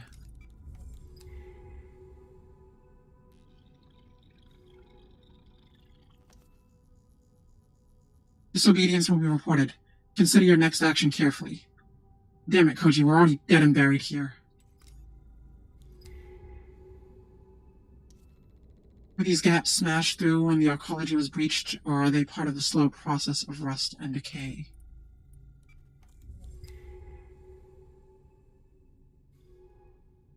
This room is totally obliterated by rock and sand. The shards of bent walls are the only remains of the building. The facility twists away into the dark, drifts of pale sand filling its corridors as if it were an ancient tomb.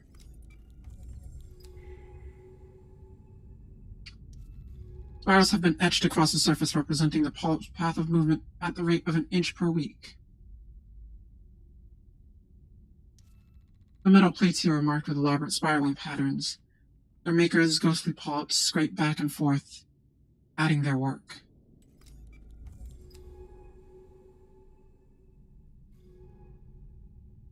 The wall glistens with the thick secretion left by the polyp, retracing the same pattern over and over again. We could sample this thick mucus here.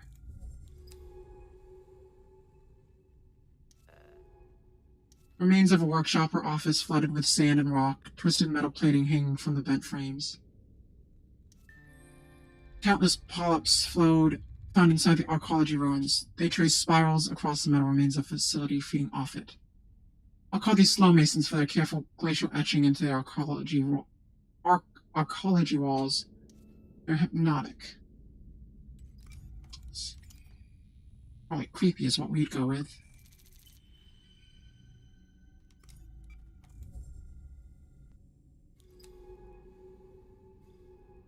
Sand has filled this corridor, which looks to have led back into the entry hall. The breach must have been catastrophic.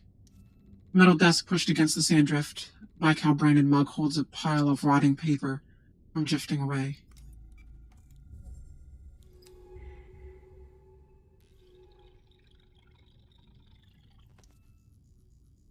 No one is coming to dig us out. Constantine has cost us everything. The entry hall has just breached. This is it.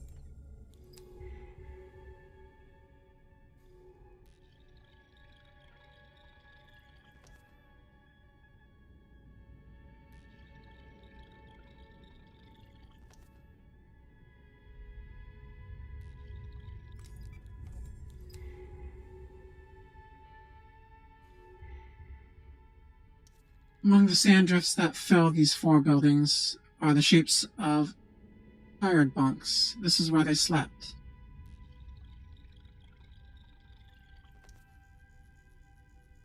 I'm sorry, Isabel, for what we did here.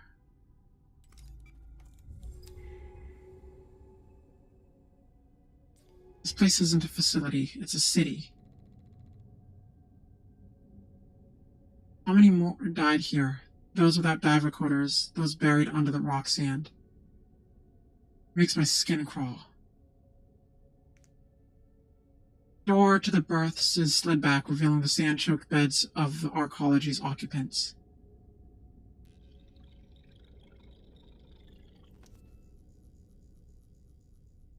I'm going to get some shut-eye. First engineering shift is in 4 hours. See you in 3. On the still intact berths lie decomposing clothes. A single glove, a pair of round, clouded glasses.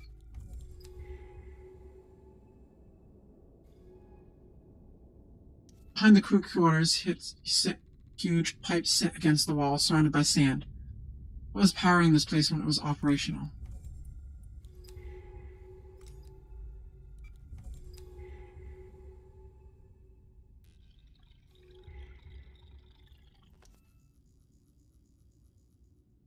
I lied to get here, Kai, and now I'm going to pay for it. What do you mean? This isn't even my real name.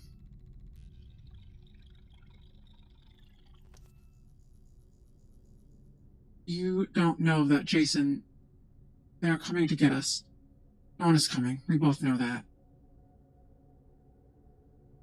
A set of overalls lie flat on the berth, wisps of sediment drifting from their openings. The Baikal logo is still faintly visible.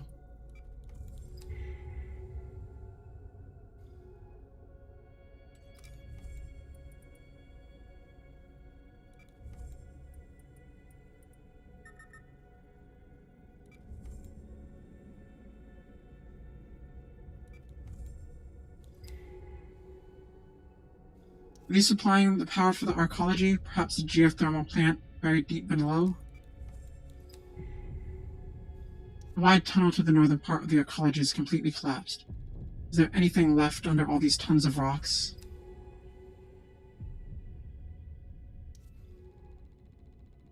Right, we need to go.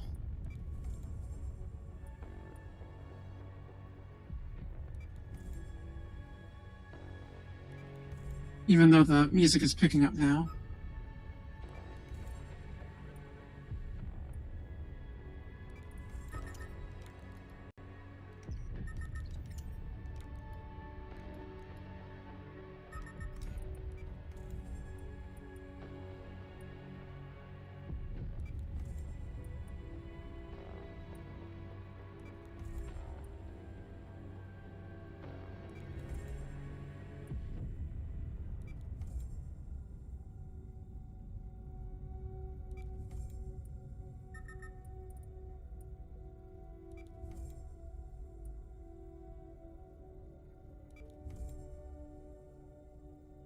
Well, probably gonna die again.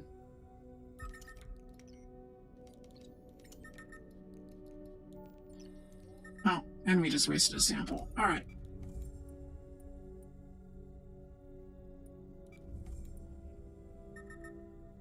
Oh my god, shut up!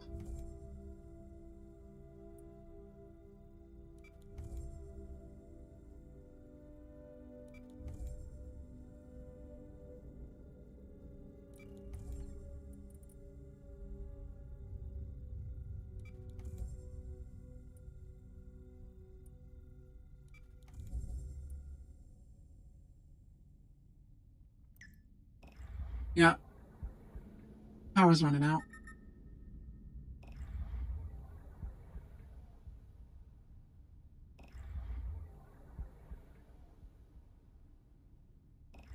Just let us...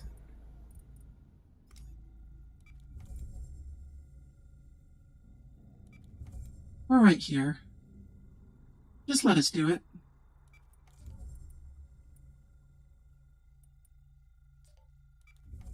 Oh my god, we're right there. Fuck you. Fuck you. We're literally right there. Go to hell.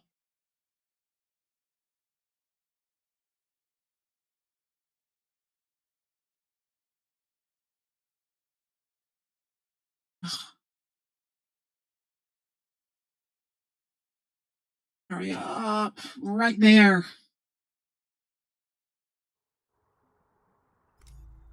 Alright, great. Whatever.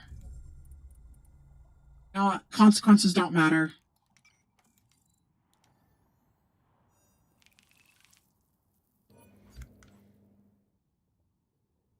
Ugh, stupid fucking suit.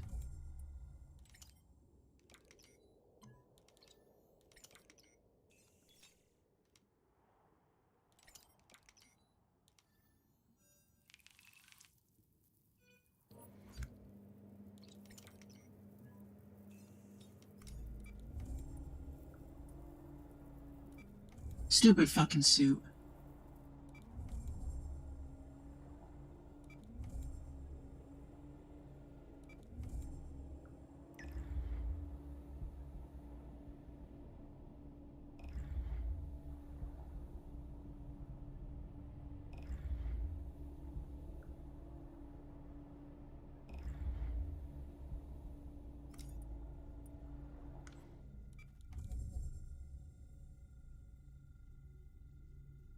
Let us in. Let us in again.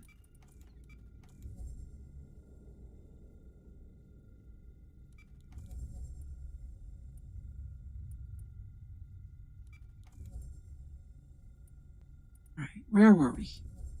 Where were we before we were so rudely kicked out? When we were literally right on top of the fucking rover. Absolutely infuriating.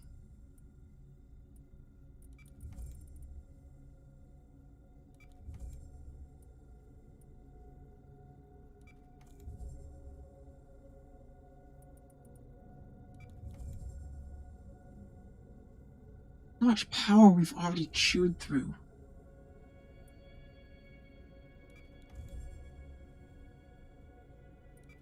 There's no way. There's no way.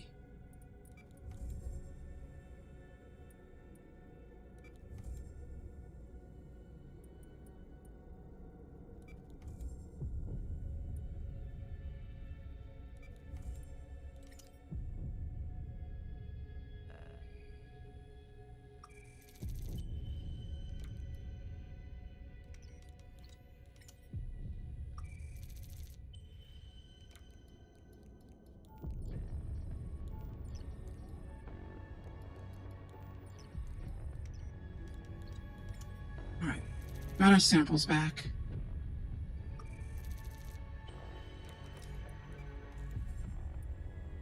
About even power, about even oxygen.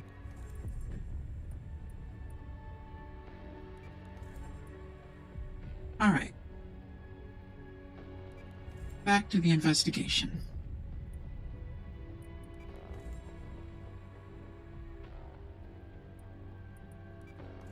Was it this way?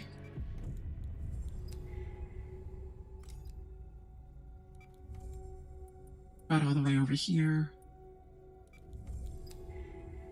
And we found these flower boys.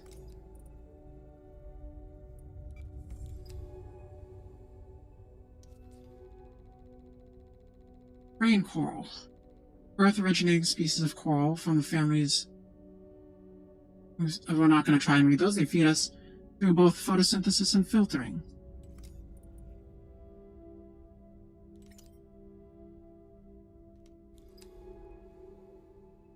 Hard coral, earthborn corals, these polyps build environments for themselves through the calcareous material deposited as their skeletons. Central atrium. The derelict atrium reaches upwards, its sculpted rock towers rising into the dark. We can use it to reach the upper levels. The fan seems to have a symbiotic relationship with the corals. It consumes their spawn and they absorb the fan's light. This pipe, now filled with sand, exploded outwards, taking the glass atrium wall with it as well. With a prime view of the atrium, this had to be the office of someone important within the arcology. Now it's just another derelict room.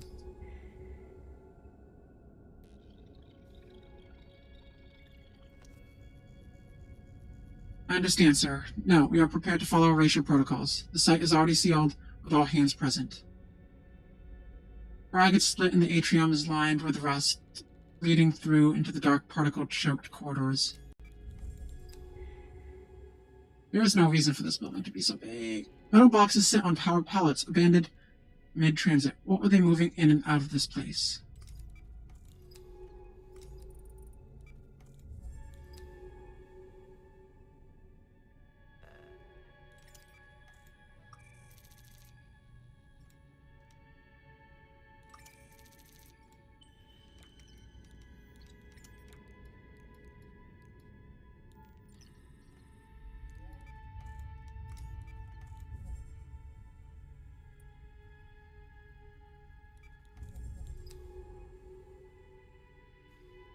Rock and sand covers the rest media of the ecology, so it's completely that it's hard to know where the facility ends and the caves begin.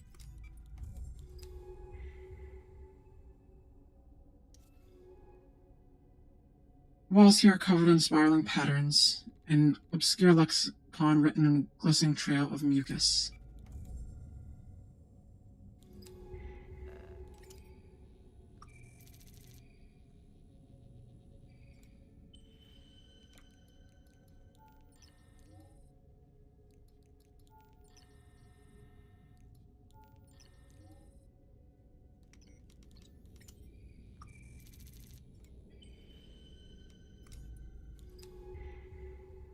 Here, the collapsing arcology walls have been broken through into an existing cave complex deep beneath the ocean floor.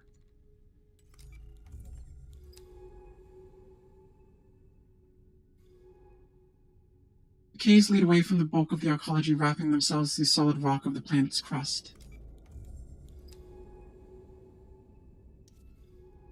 The sand filling this tunnel turns into a dark horizontal slit, but I can detect a current running through it. How deep do these caves lead? The spirals here are much smaller and more interwoven than elsewhere in the arcology. Layer after layer forms a patina of circular marks.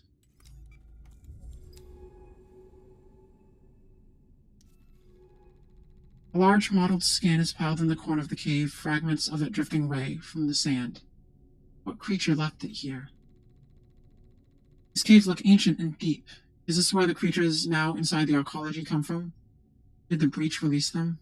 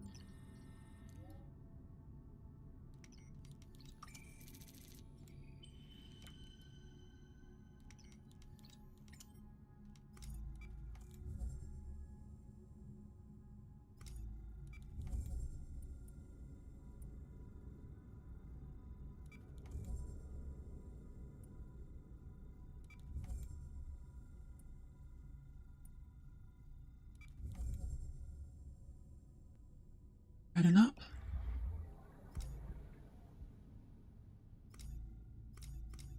Ugh.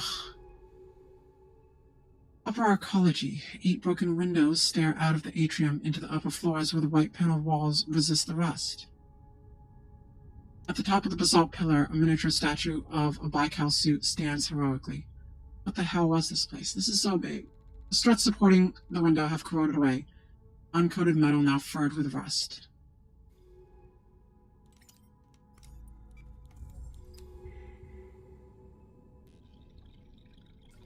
The whole facility, destroyed, buried, erased.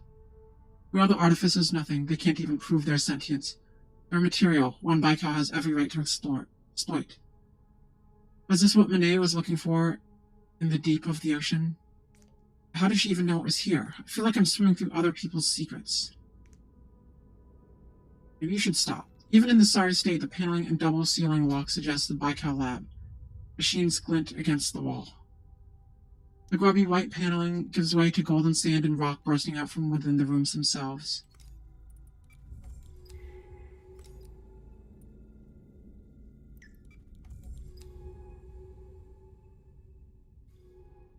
The aquarium glass of the atrium is shattered, leaving only glinting shards in the rust.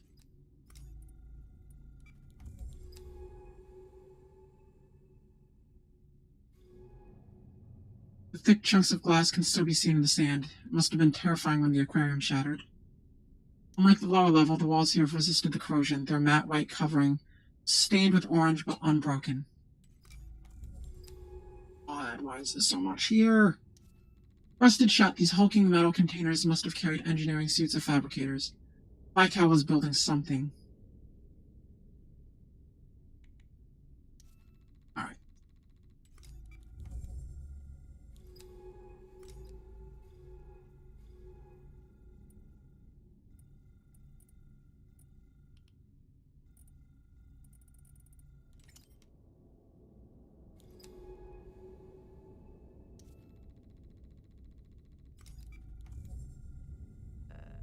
Oh, we almost don't care to use the torch.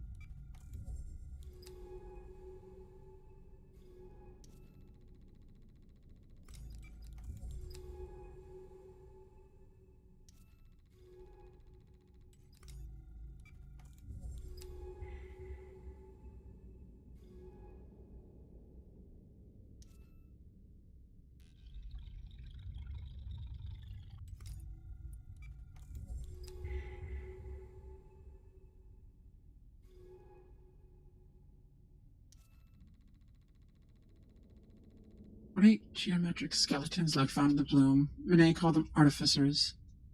What are they doing down here? Artificer skeletons. They were using them, harvesting them. The equipment here, they were building something. Slicing, etching artificer skeletons. But what? Can these geodesic spheres really be valuable enough to build a whole arcology around? And then bury it?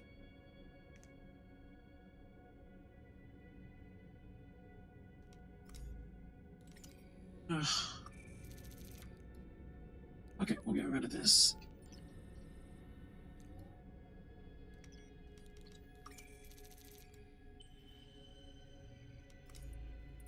Ugh.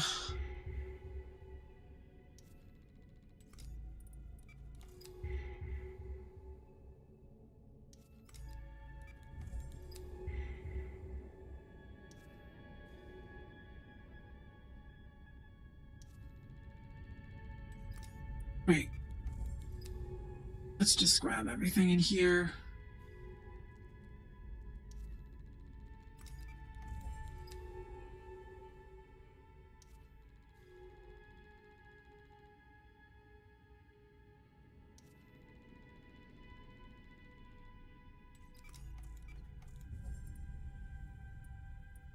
My God, there's so fucking much.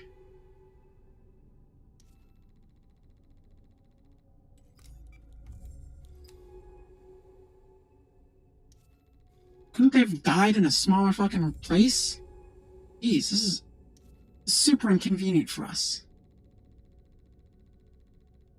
Die more conveniently next time.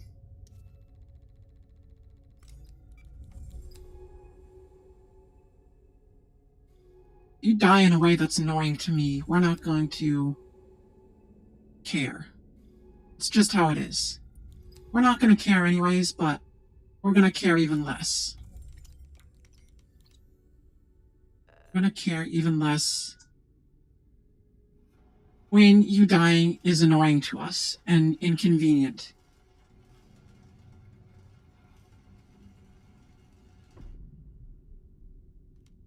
Alright, what's in here? It'd be less annoying if there wasn't a frickin' time limit on our oxygen and stuff.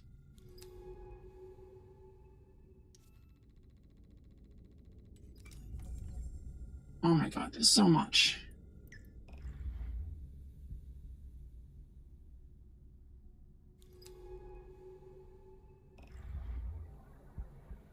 Where is this?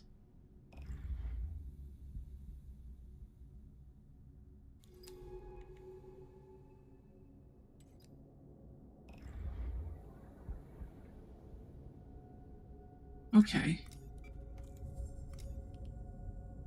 That's at least right outside the door, then.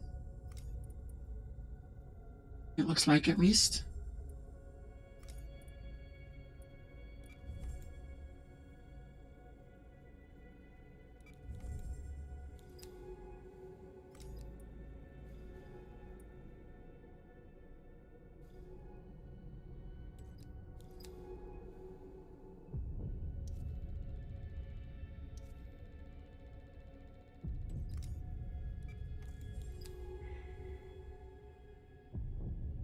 Yeah, we don't care about your dying logs and shit.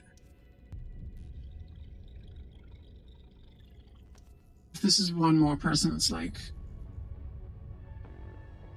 Oh, okay. So now it's actual lore stuff.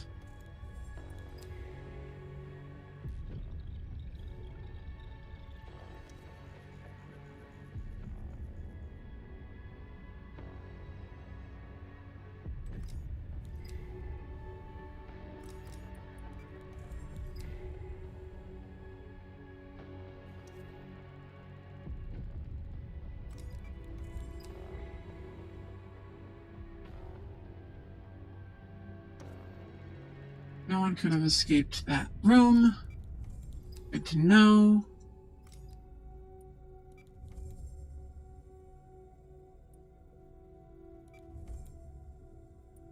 So what? This is the only room left, then?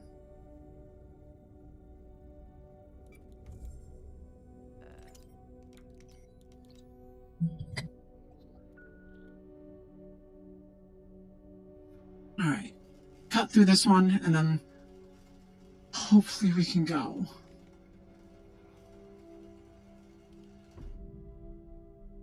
You'll have to forgive us if we're not quite so... distressed by the deaths of corporate goons.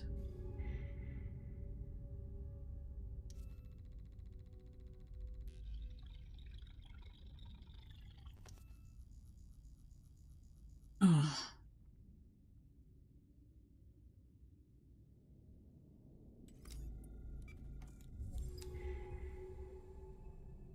Suit is tagged Akari Nomura. I don't understand how. It's impossible. It's her. It's Mine's mother. This is why Mine came here. She was looking for her mother. She's been here a long time, decades. Has Mine been looking for her this whole time? Mine didn't say anything because she's a toxic girlfriend.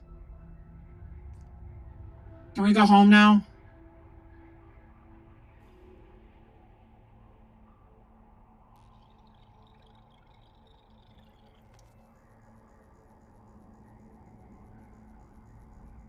Sorry to leave you all alone, Mine. Sing a little for your mother. It's so quiet here.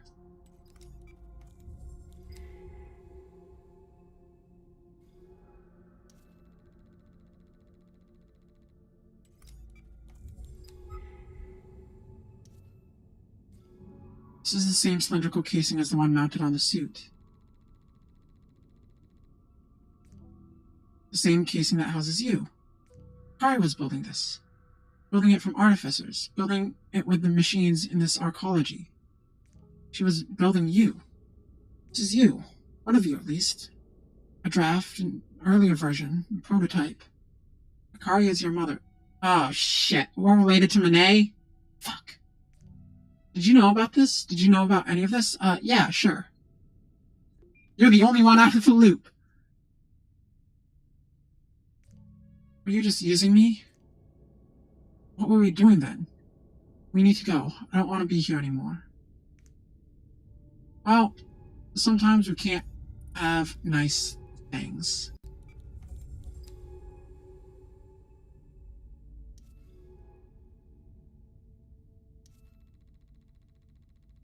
Oh, yay. We can go. We can go. Whew.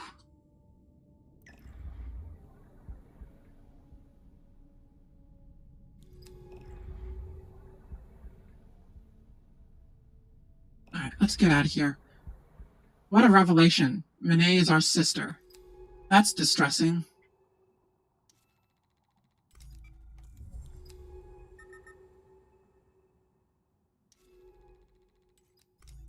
Alright, we're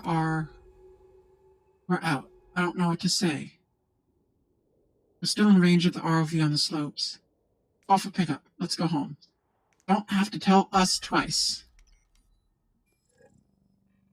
Ugh. That was a little tedious. If that place hadn't been so big and on a timer, like, make the place smaller, make the timer not a thing. We really want to read all the lore stuff, but if it's fucking rushing you. Yep, we're back. We're back. Down in medical. I disabled the quarantine. Oh shit, That's not great. Oh gosh, don't go all frickin' Jonestown on us. It's beautiful in here. Oki, is that your name? No. I know how you feel. The past doesn't define us. Listen, I don't know what you're thinking right now, but I want to say I trust you. That's a mistake. I don't know what you knew about the arcology, about Baikau's history on this planet. Even your own history. But I do know that you helped me, you protected me, you guided me. We didn't like it. I owe you for that, no matter where you come from. You're damn right. You didn't choose to be created like any of us. But this place is your home. Can we please be shut down now? We weren't built to listen to this kind of sappy garbage. You're made from pieces of this ocean. From parts, at least. I'm learning not to be afraid of the past. I'm not afraid of her either. Minay, if that is her name now. I think she must have found something among those skeletons in the bloom. Something truly alien. It changed her. It continues to change her, but perhaps that is what is needed. Change. I found something I think you need to hear. Please don't. I've been going through the arcology data, and it wasn't the only facility on this planet. There were 2 other sites, 2 other Baikau facilities. We don't need to find them. Baikau is up to something on this planet, something bigger than just AI research. I don't want to look away. I want to see what Baikau did here with my own eyes. We don't. Leave us out of it, please. I've marked the site's coordinates on the dive map. We should be able to cut our way in. This isn't just about Minay anymore. It's about Baikau. It's about what happened here. It's about your history and the weight it carries. Don't speak for us. I'm ready when you are. We will never be ready, and we are going to choose to let the past die.